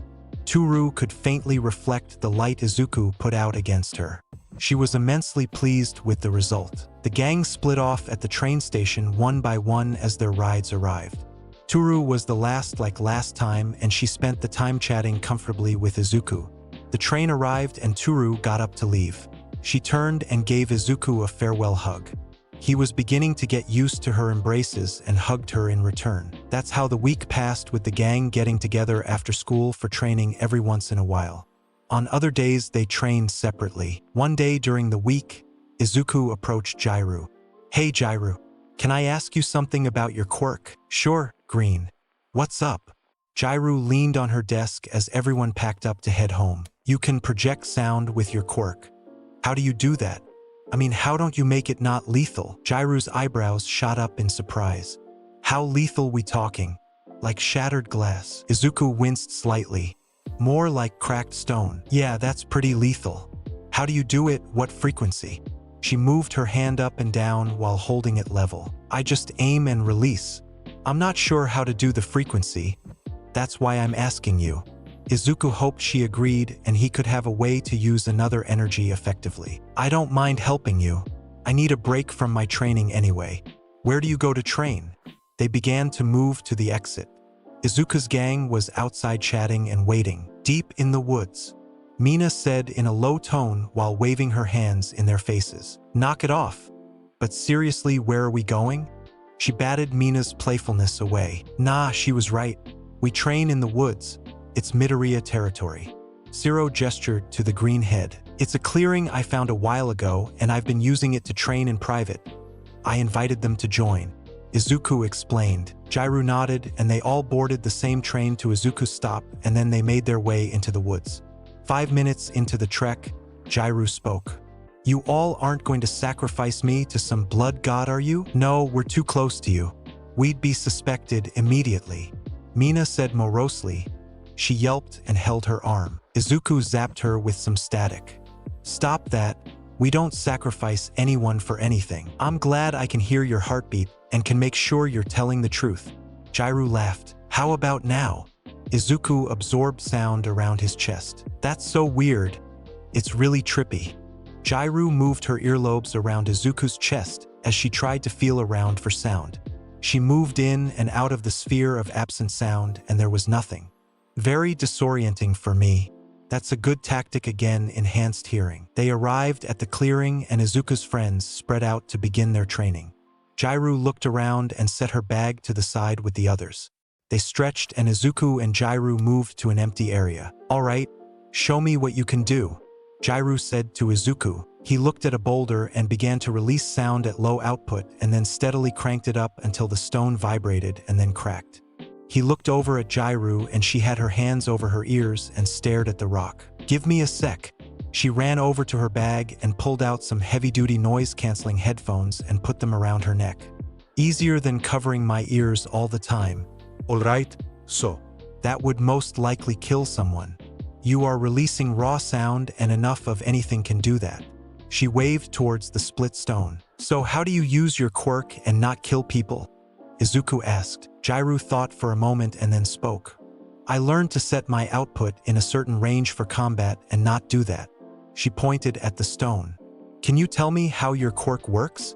I know you can isolate sound like at the cafeteria, but you also took on that monster at the USJ." She held no contempt or malice when she talked about Izuku killing the Nomu. He felt somewhat sure Jairu was all right. "I can absorb energies and release them. Kinetic, thermal, electric, sound, and light. I can also sense the energies I've interacted with." He gave her a small show with his hand. Energy flashed through it in various forms. "That's so OP. What's your limit?" Jairu looked incredibly impressed. "I don't know, both for energies and how much I can contain." They were beginning to get close to the truth of his past. Jairu paused and watched his tensing shoulders. "Should I stop asking questions?" Izuku hesitated and looked around at his friends. They were all trying their best to listen in without trying to look like they were. Toru turned to him and then to Jairu. She shrugged in a "it's up to you" motion. He let out a sigh. "I'm a late bloomer. Last year I got my quirk. That's why I don't know much." Izuku watched Jairu for her reaction and saw some sadness leak through her expression. He didn't know where it was aimed, but he felt tense. "Judging by the outburst in the bus and the news reports, it was bad?" she asked. Izuku nodded and looked away, subconsciously rubbing his shoulder. "Very." That's all he said. "There was an upperclassman who was quirkless in my middle school. She disappeared and people acted like she never existed. When I asked my parents about it, they told me how they are treated usually. I'm sorry you went through that." Jairu spoke quietly but was earnest with her apology. Izuku looked away again and wiped his cheek. Another good person. He was happy that there were more than just his friends who didn't look at quirkless with disgust or something like it. "Thank you. Can we get back to training, please?" He smiled at her in appreciation. "Of course. I'm happy to help, Green." Jairu smiled in return, and the rest of Izuku's friends smiled to themselves and got back to training. Chapter 12. First Impressions. Izuku put his notebook away in his bag and turned to Toru, who was waiting for him to head out of school. The festival was near, and they wanted to get one more training session in before it started. The rest of his friends were just about to congregate when Uraraka opened the door to 1A and a mass of other students were blocking the way. "What's the meaning of this? Blocking the hallway is an incredibly dangerous fire hazard." Ida lectured the mass of students. Bakugo sneered at all of them and pushed his way through without saying a word. A purple-haired student began speaking about wanting to see the class that beat a horde of villains. "You don't seem so impressed. Who was the one who took out the monster?" He looked around and caught Izuku's eyes. "I'm here to declare war and take one of your spots in your class, maybe your seat," he said to Izuku. Izuku was happy to be an observer to the whole performance go on until he was dragged into the center stage. He tilted his head and began to analyze every detail of the boy who wanted to declare war on him. Once he had enough information, he spoke. "You took the entrance exam for heroics but failed. Your quirk isn't combat, or more likely, doesn't work on non-living things." The boy's eyes widened ever so slightly. "Probably a mental quirk. Of what degree? I don't know. You relied on your quirk to pass without even working on your body. Yet you want to try to take my seat." Izuku always hated when people looked at him like he was nothing. Before, He couldn't do anything lest more injuries piled up on him. Now, he could defend himself properly. Izuku waited for him to respond, but the purple-haired boy had nothing to say in the quiet. Instead, he turned away from 1A and left. Midoriya is the scariest one here. All agreed. 5 eyes were heard, and Izuku turned to Mina, who had spoken first. Jairu, Shiro, Kaminari, Mina, and Toru all had their hands up. Izuku felt his ears turn hot from the situation he found himself in. He looked at the window as an escape option but shook the thought out of his head. The rest of the class was quiet as they watched the group. The students outside began to disperse when they saw the show was over. Izuku heard another voice saying something about 1B, but he ignored it. "Can you guys please stop?" His embarrassment was slowly dying down as the gang moved into the hallway to leave. "You need more praise, take it." Mina teased the greenest member of their group. "From what I understand, you're definitely behind with all the praise and other things friends bring along." Jairu smirked at him. She had become part of their gang soon after Izuku told her about his quirk. The rest of the gang welcomed her with open arms. "All right, leave the boy be. But back to what you did back there. You could read people like that on the spot?" Shiro asked. "Yeah, that was some detective show stuff right there." Kaminari added. "He gave most of the information already, I just said it out loud. He wanted a seat in 1A, he probably failed the entrance exam. The reason to fail would be a lack of physical strength or a lack of a physical quirk. Mental quirks are unique, but against a non-living being, he had to resort on his body." He spouted out. His friends listened raptly to his impromptu lecture. "He's the leader of the gang, right?" Jairu asked the rest of the group, and they all nodded. "I'm not the leader," Izuku protested. They were out of the gates of UA. "All vote for the green bean of annihilation?" Mina said. 5 eyes. They spend the day training in the woods. They lightly sparred with each other as the day went along. They stopped early and sat to chat until they had to go home. Izuku told them what to expect from the festival games. First round weeded out the competition to a manageable number. Second round they made it into a team game. And last was always a tournament. They all came along with their quirks and new ways of using them. The time came and they all made their way to the train station and made their farewells. Toru gave Izuku her obligatory hug and boarded the train. Class 1A waited for the festival to begin with everyone anxious for the start. Izuku sat with his friends as they chatted about the day to come. "I'm just saying that we should get a prize or something for winning in the top 3. I mean, a medal is great, but I'm thinking of a cash prize." Shiro argued. "That seems kinda trashy." "I think so," Toru said. "No, I agree with Shiro. A bit of cash wow dash." He was cut off by Todoroki stopping next to their group. Objectively speaking, I am dash sound was absorbed and he was cut off. The two-tone boy glared at Izuku and he glared back. Izuku released his quirk and spoke. "Are you going to use your fire?" "I don't dash." He was cut off again by no sound leaving his lips. Izuku didn't want anything to do with someone who didn't use everything in their toolbox to be a hero. He understand why Aizawa never expelled someone who wasn't giving their all in the quirk apprehension test. The number 2 hero power trumps all. He had grown to learn personally. Todoroki turned away with an angry face and Izuku let sound work again. All of his classmates in the waiting room watched the interaction. "That was rude." Toru pinched Izuku's arm slightly. He was going to monologue like some supervillain. "It's kinda egotistical, don't you think?" Shiro added as Izuku rubbed his arm. "Still rude, I say." Toru pouted for only Izuku to see. She smiled when she saw his cheeks pink when he looked at her. Izuku shook his head from the thoughts that plagued his mind for a moment. "I don't want anything to do with someone who held his pride over helping someone else. That's fair." Jairu nodded her head. Ida came around the corner to the entrance and called out. "Line up based on your set number. It is time." He chopped his arm up and down in a rapid-fire motion. They made their way to the gate and Ida and Yairuzo lead 1A into the open area. Izuku was almost going deaf with the noise that blasted him from the countless attendees. Jairu was next to him and was wincing at the noise. She began to poke him and Izuku got the message. He absorbed some of the sound energy and the area near him dulled. The amount of energy he was receiving was impressive, a wonderful opportunity. Jairu smiled at him and they made their way to the seats. Present Mike was announcing every class that walked out of the gates with a bit too much enthusiasm. He heard his homeroom teacher was in the box with Present Mike and he sounded annoyed. But that didn't surprise the boy. Midnight walked on stage and began to speak into the microphone. Welcome one and all to this year's UA Sports Festival. The crowd cheered again and Izuku absorbed more energy into his core. To start us off with the athlete's oath, the first-year representative. Izuku Midoriya. She pointed her riding crop right at him. Izuku had expected he would need to do the oath since he analyzed every sports festival he could get his hands on. Toru gave him a thumbs up while smiling and his friends nearby said encouraging words.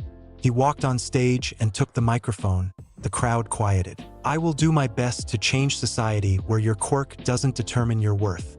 He stared into Bakugo's eyes in the seated students. He could see his tightened jawline and then he turned to the rest of the watching crowd. I will do my best to make sure those who hurt the innocent will get their punishment, no matter who they are. This is my oath. There was some scattered applause in the crowd and many eyes on him.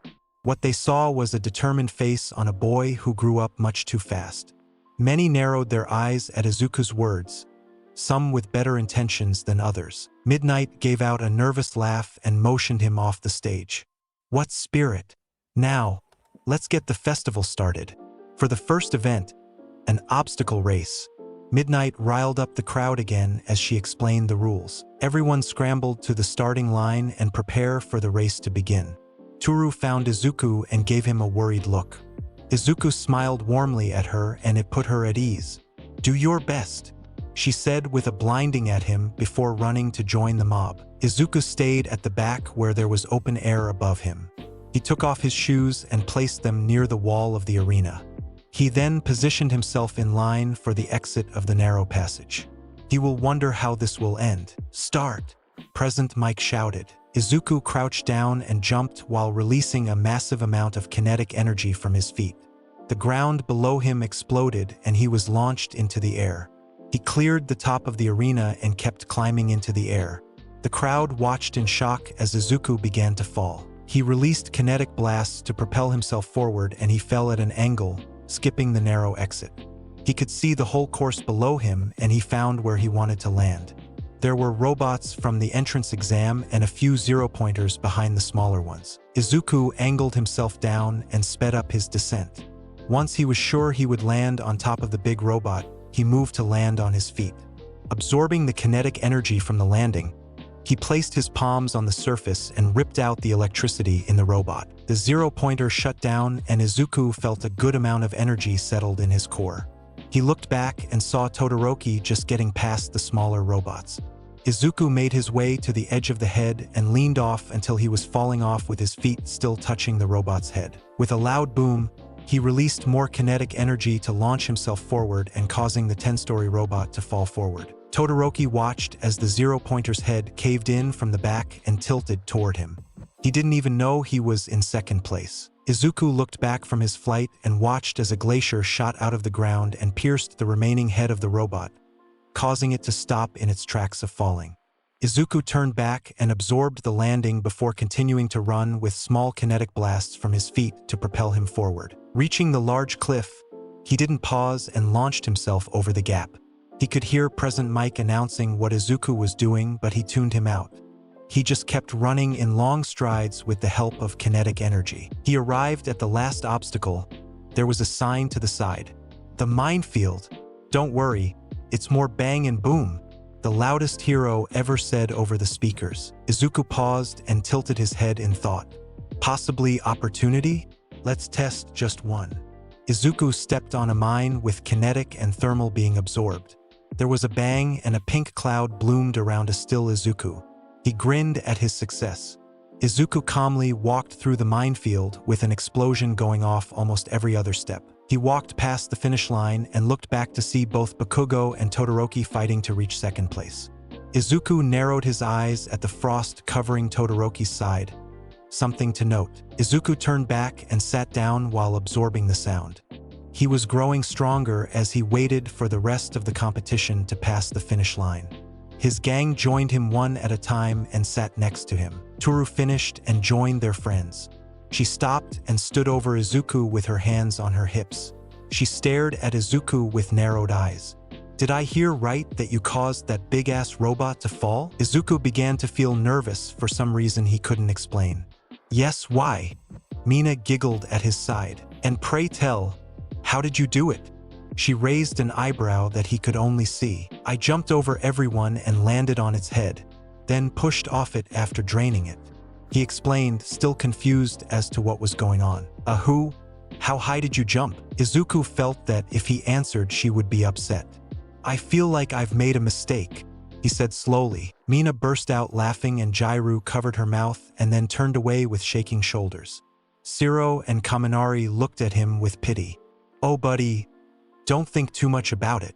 Kaminari patted his shoulder. That's everyone, Midnight announced. Toru gave Izuku the I'm watching you motion with her hand, and they got up to join the rest who made the cut for the next event. Midnight then spun a wheel to determine the next event, a cavalry battle. Last place will start with 5 points, and second to last will be 10. You get the idea, but first place will be worth 1 million points. Everyone turned to Izuku with hungry eyes, all except his friend who smiled in encouragement towards him. That made him feel very good inside. As soon as Midnight called the start of their 15 minutes of getting a group and planning, everyone scattered. His friends stayed and looked at him for the plan. You want to stay? Even if I will be targeted immediately? Izuku asked everyone. It'll be fine. Probably. If not, I'm sure with you on my team, we can get enough points to get to the next event. Kaminari put his arm around Izuku's shoulder.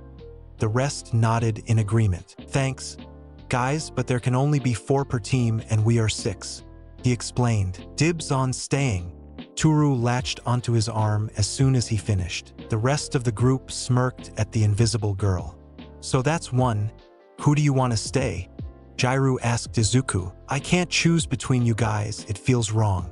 Izuku could choose an optimal team, but he didn't want to make anyone feel outside the group like he felt so many times before. Mina saw through him and choose for him.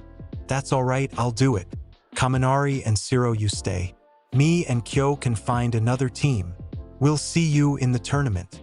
She hooked her arm with Jairu and she dragged her away. Well, that's settled. What's the plan? Shiro clapped his hands and made everyone focus on their objective. Toru, you'll be the rider. You have your suit on like me? Izuku asked. They both requested for their suits to be worn since Toru didn't want to be naked on live TV even though no one would see. And Izuku wanted to just in case he burned his clothes off. Yeah, I do. But why do you want me to be the rider? Toru looked at Izuku with their arms still hooked together. Izuku only smiled in response as plans began to run through his head. Izuku felt Toru steady herself on his shoulders as Kaminari and Shiro were to his left and right.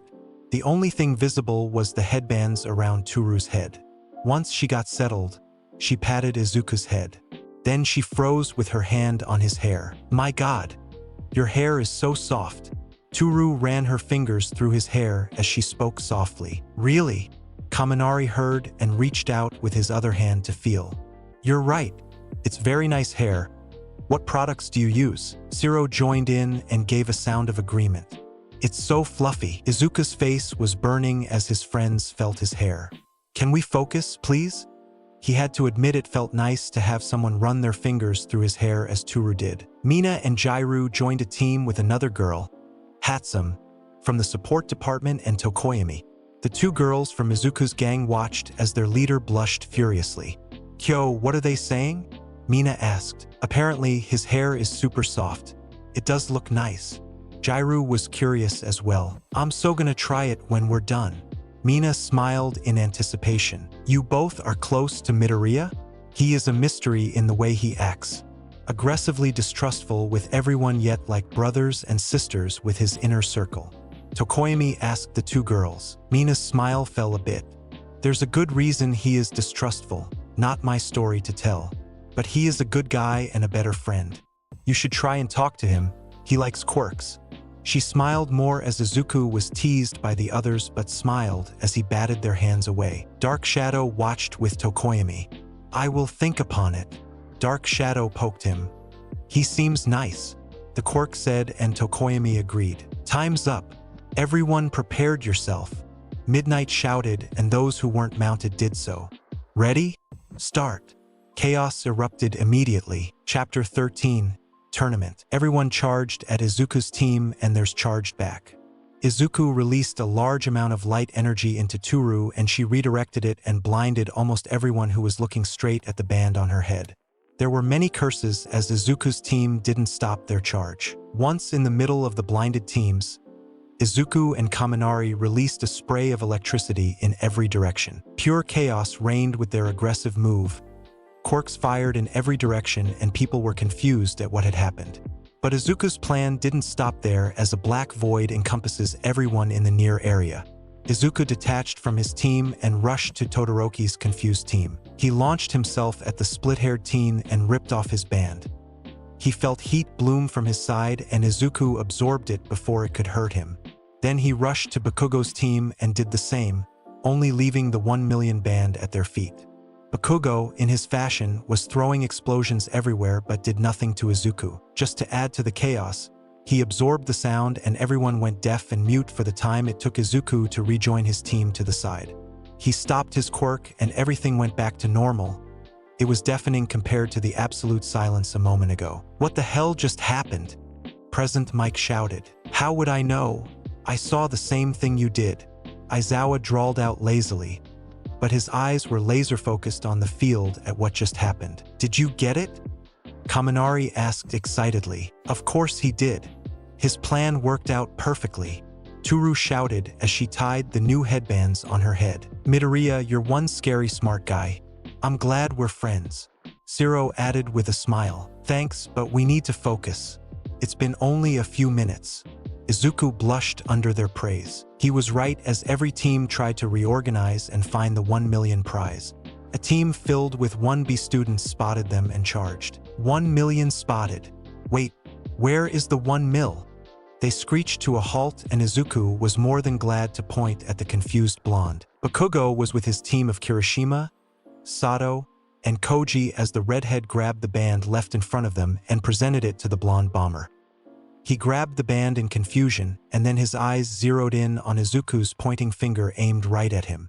Immediately, everyone targeted Bakugo, and Todoroki's team was no different. The son of the number 2 hero was slightly distracted as they charged at Bakugo's fleeing team. Izuku smiled with joy as his plan worked out perfectly. They didn't need to be in first place to get to the next event. This was much easier. It was a bonus that it was Bakugo who was behind, mobbed by every other team. Okay, now what? Kaminari asked as they watched the chaos. We play defensive and wait. If we get a chance, let's grab a band. Izuku scanned for anyone who was trying to get near them. They kept moving around as time ticked down, and the purple-haired boys team got Izuku's attention. He was the rider as blank-faced Aoyama, Ojiro, and 1B student carried him. They got close to another team and spoke briefly before the other team handed over their band. They sped away quickly after that, and the stolen rider was confused at what happened. Hey guys, make sure not to talk to that guy. I think his quirk is based on speech or something similar.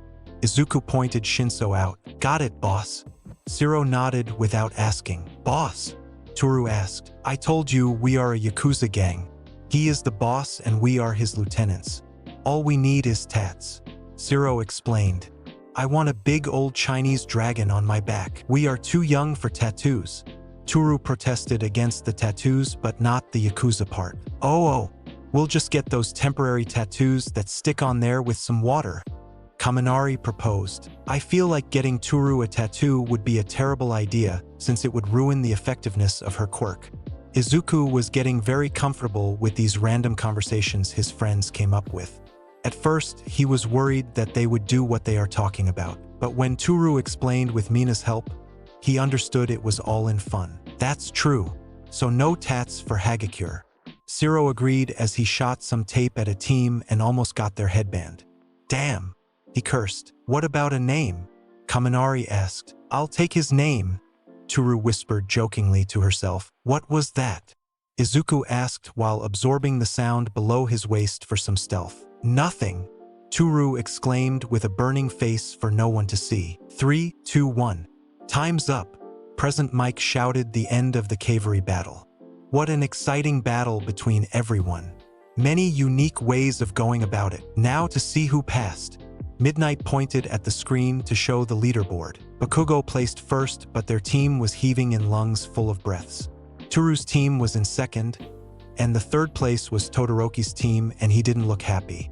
Fourth was reserved for Shinso's team, and as Izuku expected, his team was confused about what was going on. He'll talk to them later for information. I'd like to step down from my place, Ojiro said, and the 1B student stepped next to him and agreed. There was a commotion throughout the crowd, and Midnight quieted them down. Such naivety. I like it. For the next team up, choose who will advance. Mina's team was who was next up. They grouped up, and then Mei and Tokoyami stepped up. Mina and Jairu joined Izuku and the rest of their friends. You didn't want to join the tournament? Izuku asked. Nah, I'm fine with what I showed. Plus, those two did more work in this round. Mina waved his concerns away. Yep, Mei played rock, paper, and scissors against me for the other placement. She won, as you can see. Jairu shrugged. Now with that out of the way, time for the real prize. Mina rubbed her hands together with a smile and placed both on Izuku's hair before he could protest. Oh right. Jairu also placed her hand in his hair and felt it. It's so soft, like a cloud. Mina rubbed her hands through his hair as Izuku bore with it. Will you all knock it off? Izuku batted their hands away with a blush. Then he felt another hand land in his hair. It is very nice, Izuku. Toru gently stroked her finger through his hair. How about we get some food? Shiro laughed as he watched the group interact. They sat together at the lunch area and began to devour what they grabbed. Tokoyami approached and spoke, mainly at Izuku. May I join you? Dark Shadow popped up and sat on his shoulder. What do you say, boss? He looks all right. Shiro spoke in a gruff voice and leaned on the table while sitting. Sure, I'm okay with that. Shiro, knock it off. Izuku nodded at Tokoyami and then turned to Shiro, who smiled at him. Sure thing, boss. He replied in the same gruff voice. The rest of the table chuckled at that. I thank you. Tokoyami bowed his head and sat next to Jairu and Mina across the table from Izuku. Tokoyami wanted to speak to Izuku but didn't know how to start. Dark Shadow watched Izuku from his owner's shoulder with the same curiosity. Mina spotted this and poked the Quirk. She jerked her head at Izuku and smiled. Izuku, with his sixth sense almost always on, sensed this but didn't say anything. He felt like Tokoyami was an alright guy, given Mina's encouraging gestures. Dark Shadow expanded and leaned forward toward Izuku. How's your Quirk work? Izuku looked up at the Quirk and watched it curiously. I'll tell you if you tell me yours.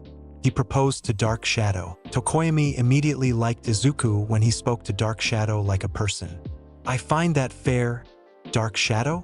The Quirk nodded. Izuku held his palm up and gave a demonstration with each visible energy appearing on his palm. Energy absorption and release. So far I have kinetic, thermal, electric, sound, and light. Tokoyami's eyes widened as he listened to Izuku's explanation. When he saw the dark void, he stared at Izuku. Dark Shadow pointed at Izuku. That was you? Izuku smiled a bit and nodded. Yeah, the best way to get rid of the target on our backs. Now, your turn. Tokoyami was about to speak when Dark Shadow beat him to the punch. I'm his Quirk. A sentient shadow connected to him. They posed with their hands on their hips proudly. Fascinating. Izuku observed the Quirk for a minute as the rest of the table watched with smiles at their leader's nerd come out. What did you feel when the void surrounded you? He asked the Quirk. Dark Shadow thought about the question and spoke. It was weird. I thought I would have dashed. Tokoyami put his hand over the Quirk's mouth. Too much, sorry Midoriya. You're weak to light and absolute dark. You need a balance of the two to manifest properly. There are no shadows with no light and no shadows with no dark. Izuku said, and Tokoyami winced. I did witness you do the same to that other student yesterday. Yes, you are correct in your assessment. I was also surprised when Dark Shadow did not go into a rampage in the darkness, but your statement was accurate. He nodded and Dark Shadow had stars in their eyes while looking at Izuku. So smart. Fumi, why aren't you smart like that? They turned to the bird-headed teen. Silence, demon. Tokoyami's feathers seemed more ruffled as he batted the shadow down. Since I found out your weakness, here's some information against Shinso. Don't speak to him or you dark shadow. He has some sort of mental manipulation quirk he used on his team. I'm not sure about the parameters of it, but don't look in his eyes or speak to him to be safe. Tokoyami listened carefully and nodded. I thank you for your information. We will do our best against him. He hesitated. You wouldn't perhaps feel like divulging any other weaknesses? Tokoyami leaned forward in intrigue. Izuku smiled at that. Seems unfair, but sure.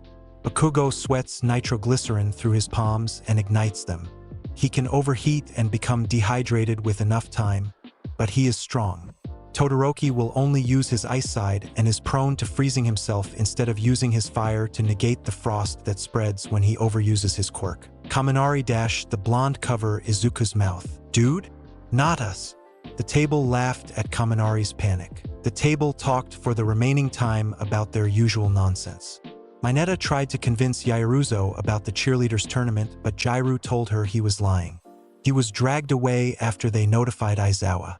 The time came and the remainder competitors waited for midnight to show the brackets. Izuku Midoriya versus Hitoshi Shinso. Shoto Todoroki versus Hantashiro. Denki Kaminari versus Toru Hagakure. Tanya Lida versus Mei Hatsume. Guap Fumikage Tokoyami versus Momo Yaoyorozu. Ajiro Kirishima versus Sato Rikito. Katsuki Bakugo versus Achiko Uraraka. I guess you don't have to worry about Shinso, he said to the group.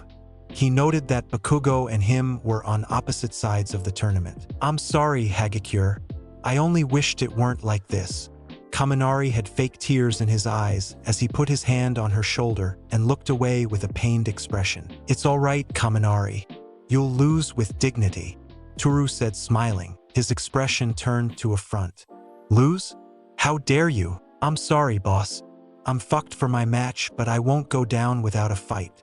Shiro continued to use the gruff voice from before. There's a chance you could win. Just keep using what you trained. Izuku encouraged his friend. Midoriya Izuku, may the best man win. What do you say?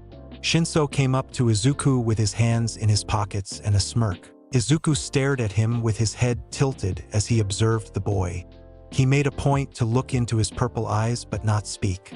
He could see his hands clench into fists in his pockets and his jaw tightened.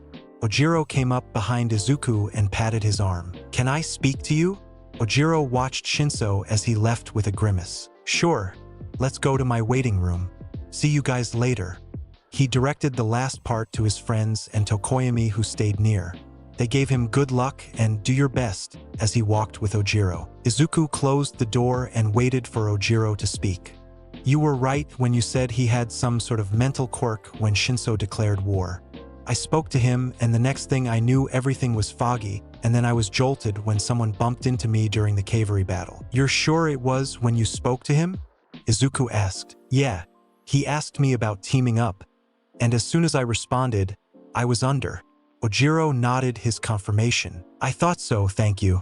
I appreciate you telling me. Izuku smiled at his classmate. He was beginning to see his friends weren't the only ones who were good people, but most of his class was too. Of course. Ojiro smiled back and turned to leave. Good luck. A few minutes later, Izuku stood across Shinso, who had an air of nonchalance and still had his hands in his pockets. Izuku, for his part, set his shoes to the side and prepared himself. Midnight stood to the side with Cementos sitting behind her. Here are the rules. Lost by ring out, tapping out, unconsciousness, or can't continue. No lethal attacks and no unsportsmanlike actions.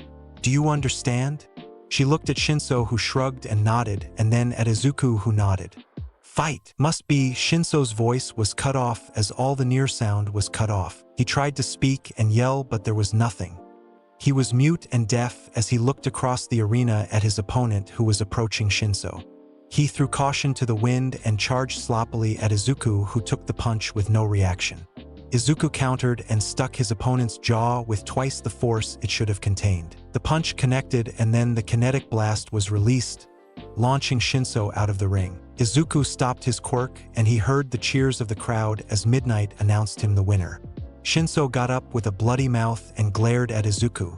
For his part, Izuku nodded at his opponent without any derision and walked off the arena and to his friends. They clapped him on the back as he sat down with them in the stands.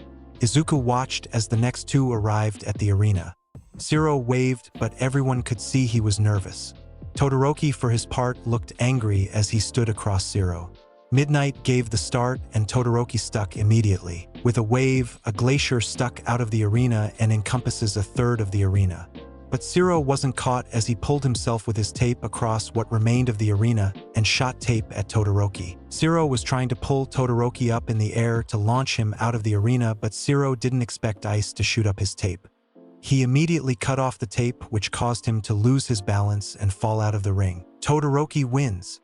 There was mixed applause for both Zero and Todoroki. Zero covered his face in frustration as he lay on the grass.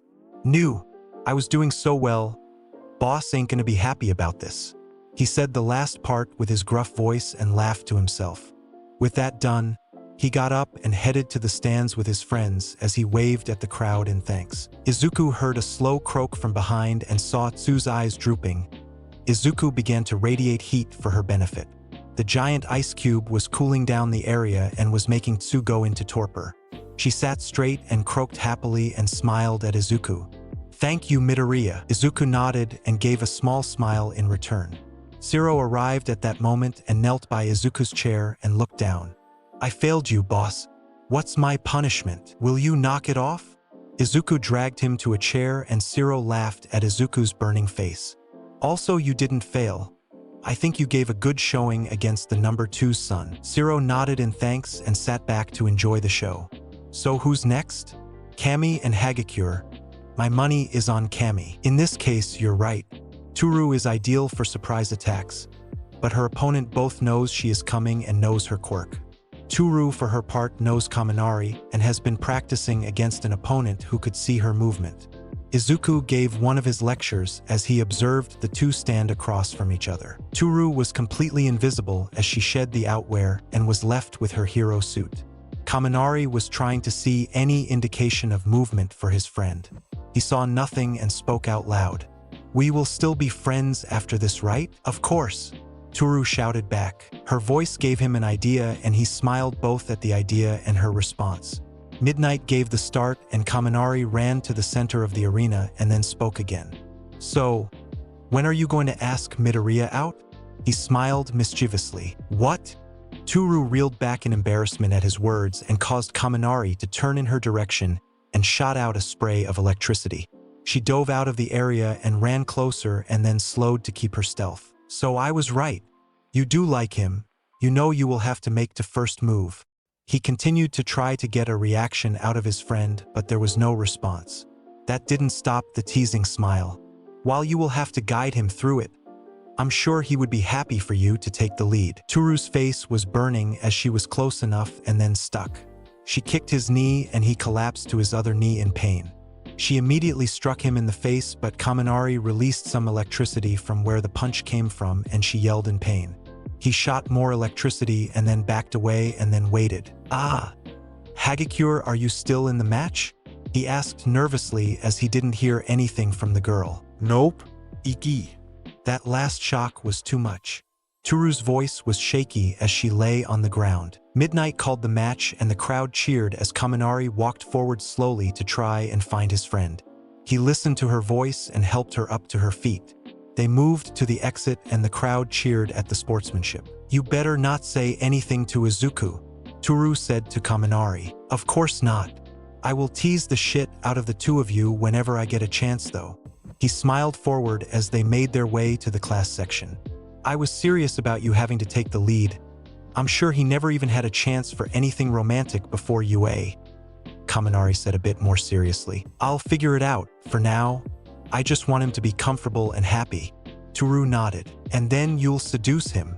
He got a hard punch to his arm for the statement. "You hit the bone," he cried and rubbed his arm where a bruise was already appearing. "I'm not seducing him," Toru hissed back with a red face. They arrived back at the class stands and were greeted by their class and friends. Her eyes immediately went to Izuku's and he smiled widely at her. The red face came back in full force as she smiled back at him and sat closer to him than normal. Maybe a little seducing, she thought to herself. Chapter 14 Thermal. The next few fights were more of a bore. Hatsum turned her fight onto an advertisement for her equipment, which worked because he kept her in mind for any new kinds of energies she might have. From Jairu's and Mina's descriptions of her, she would have something up her sleeve or make it if asked. Ida won by default after Hatsum walked off when she was done. Koda won against Aoyama to everyone's surprise.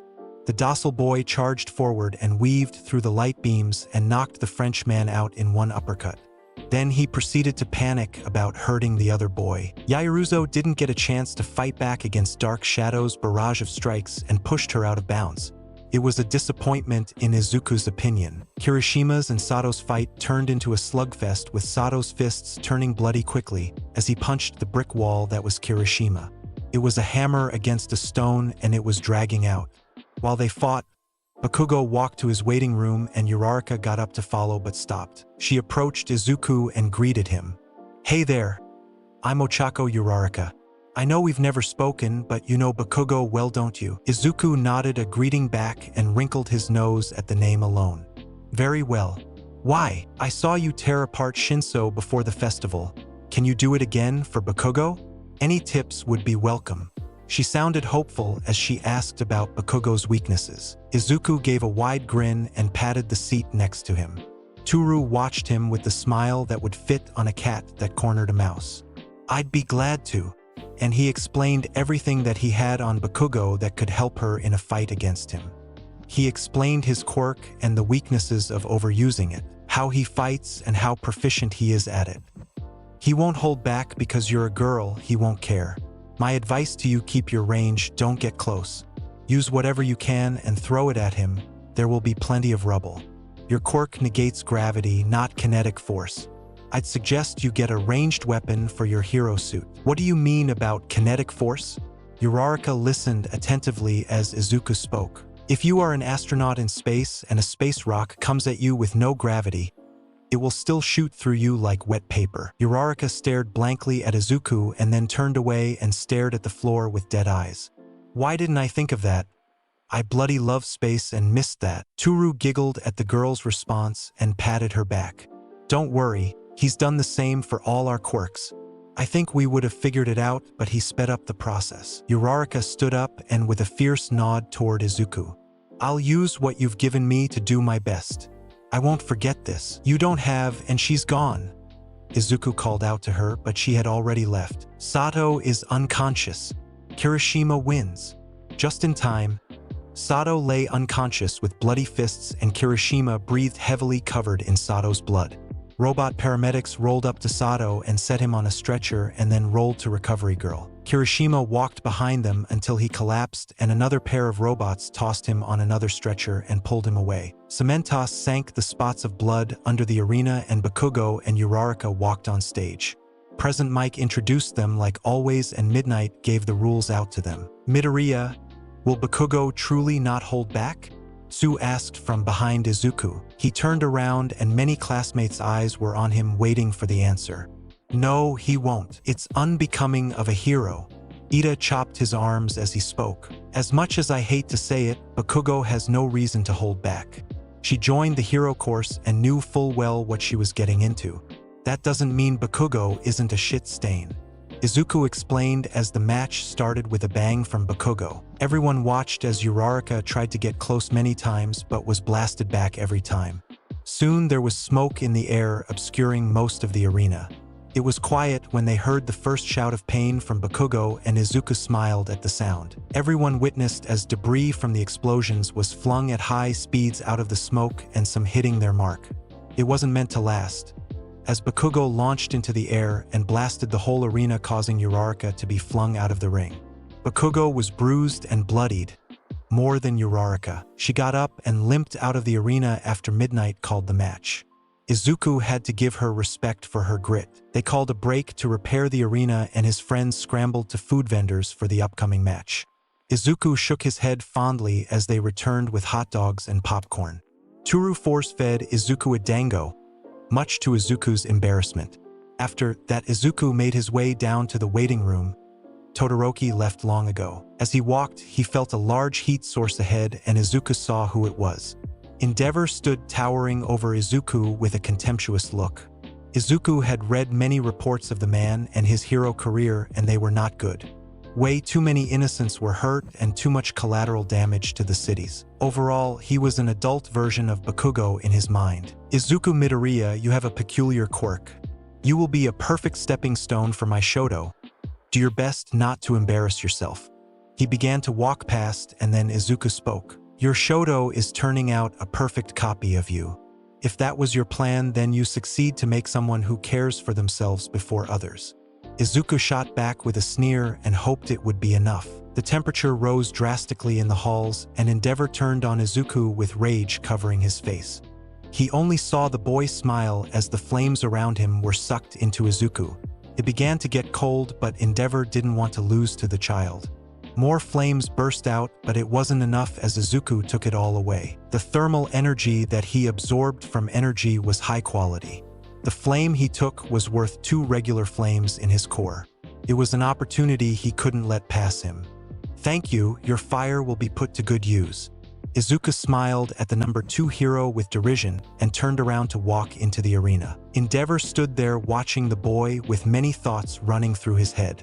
With a contemplative hum, he turned to the stands and watched what would happen. Izuku stared at Todoroki across the concrete platform, and the fire and ice user stared back. You won't win, especially without using your full quirk. Some banter would be nice. I won't use his fire, Todoroki growled out. He powers your quirk? Izuku tilted his head in confusion. What, does Endeavor power your quirk? Is that why it's his fire? Izuku was getting confused by the wording. No, I produced the flames. It would be idiotic to think he gave me power.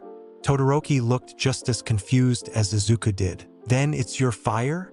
The match started already, but it didn't stop them from talking. He scrunched up his nose and looked down. It's his fire. With that, he sent out an iceberg at Izuku and it covered him.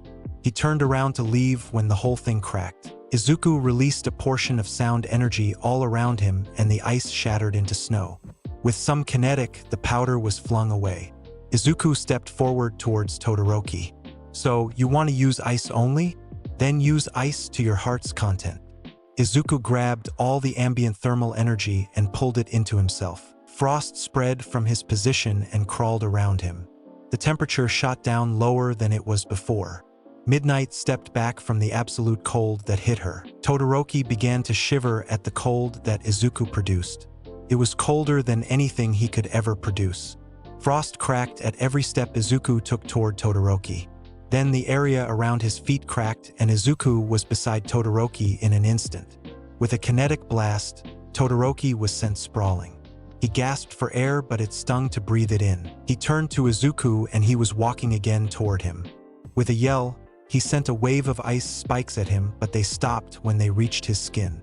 With a blast of sound, they shattered, and Izuku blasted toward the split-haired boy. He threw up a wall of ice, but it was shattered into snow in an instant. The absorber exploded out of the white fluff and punched his opponent again with a kinetic strike.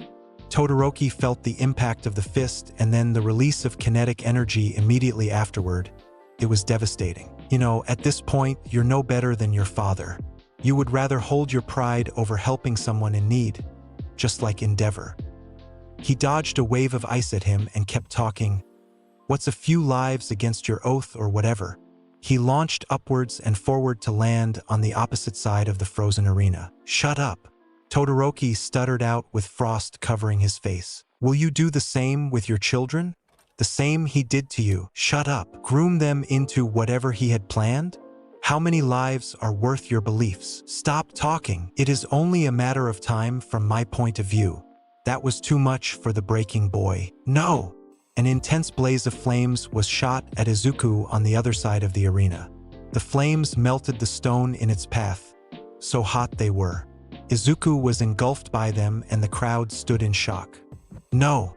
Todoroki stepped back in horror at what he had done. Izuku walked out of the flames in his gym uniform that was hanging on by a thread. He ripped off what remained, and the flames behind him spun and steamed into his body. Good. But it wouldn't be enough.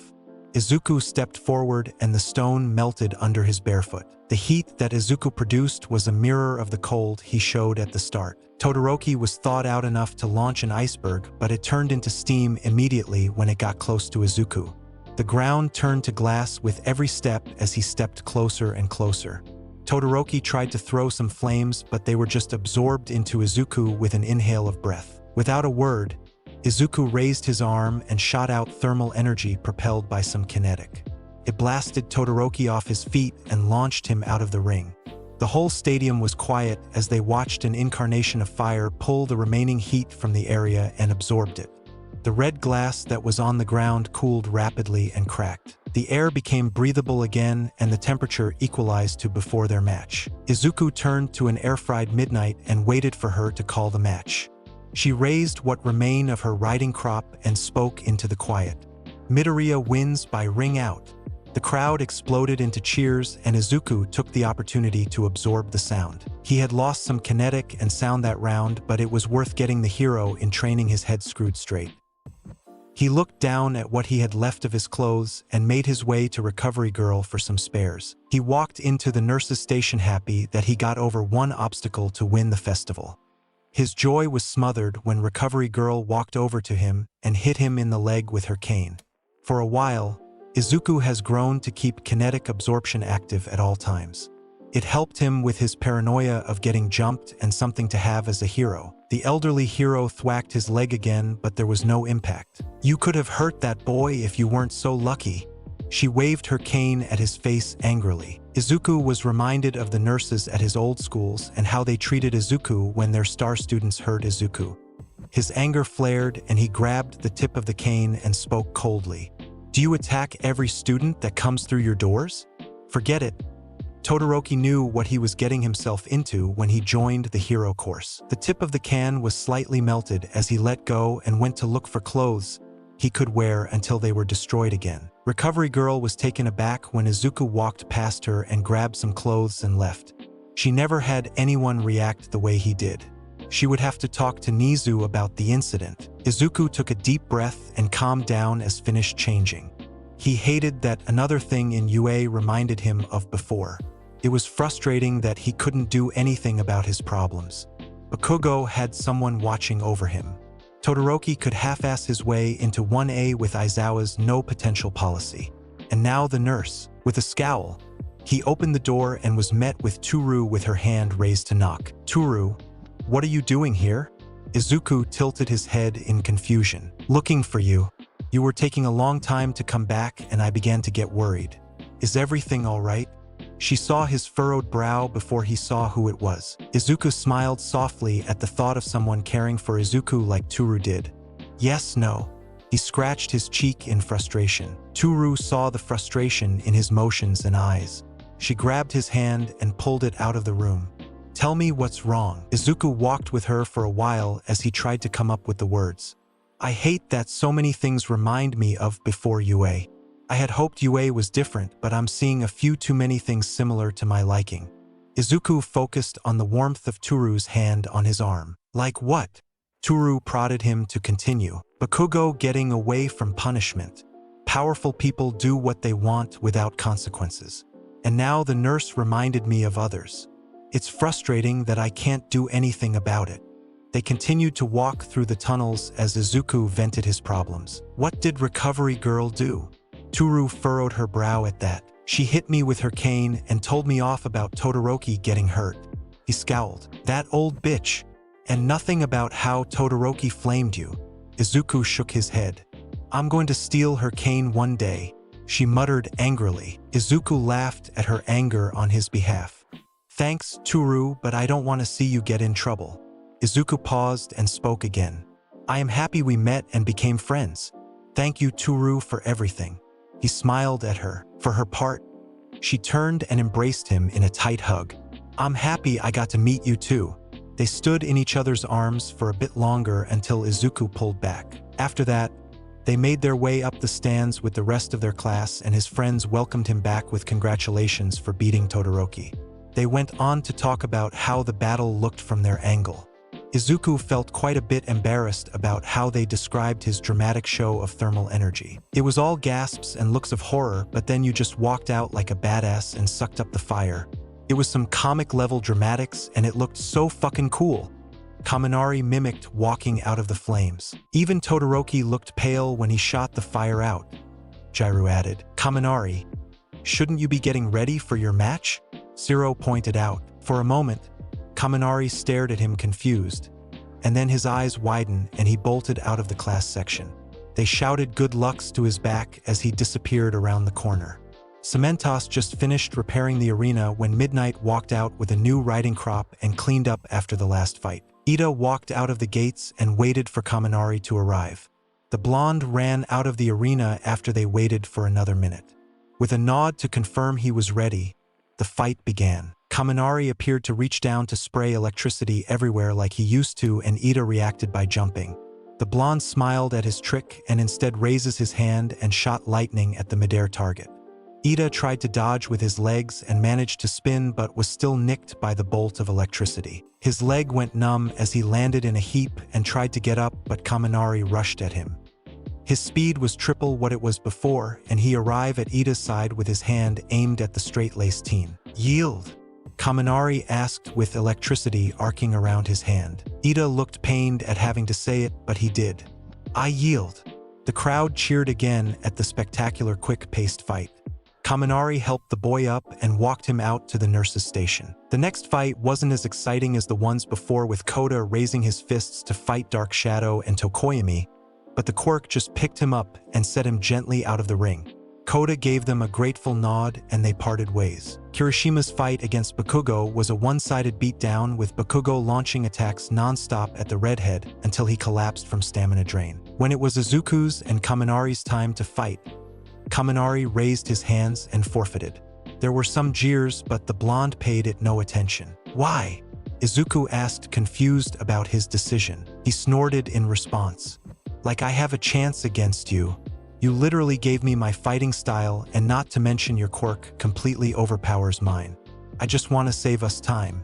Now, I saw some tasty treats on the way here, and I want to try some." He pointed in a direction and marched with purpose to a stand. Izuku smiled lopsidedly at his friend's antics and follows behind to get something for himself and maybe Toru as well. And that's it for part 2 of What If Deku Had Energy Absorption Quirk. Huge thanks to Big Tedig 3498 for teaming up on this wild ride. You legends make every video worth it, so if you're loving the series, hit that like button, drop a comment, and don't forget to subscribe to keep the momentum going. Trust me, the best is yet to come. Catch you all in the next one.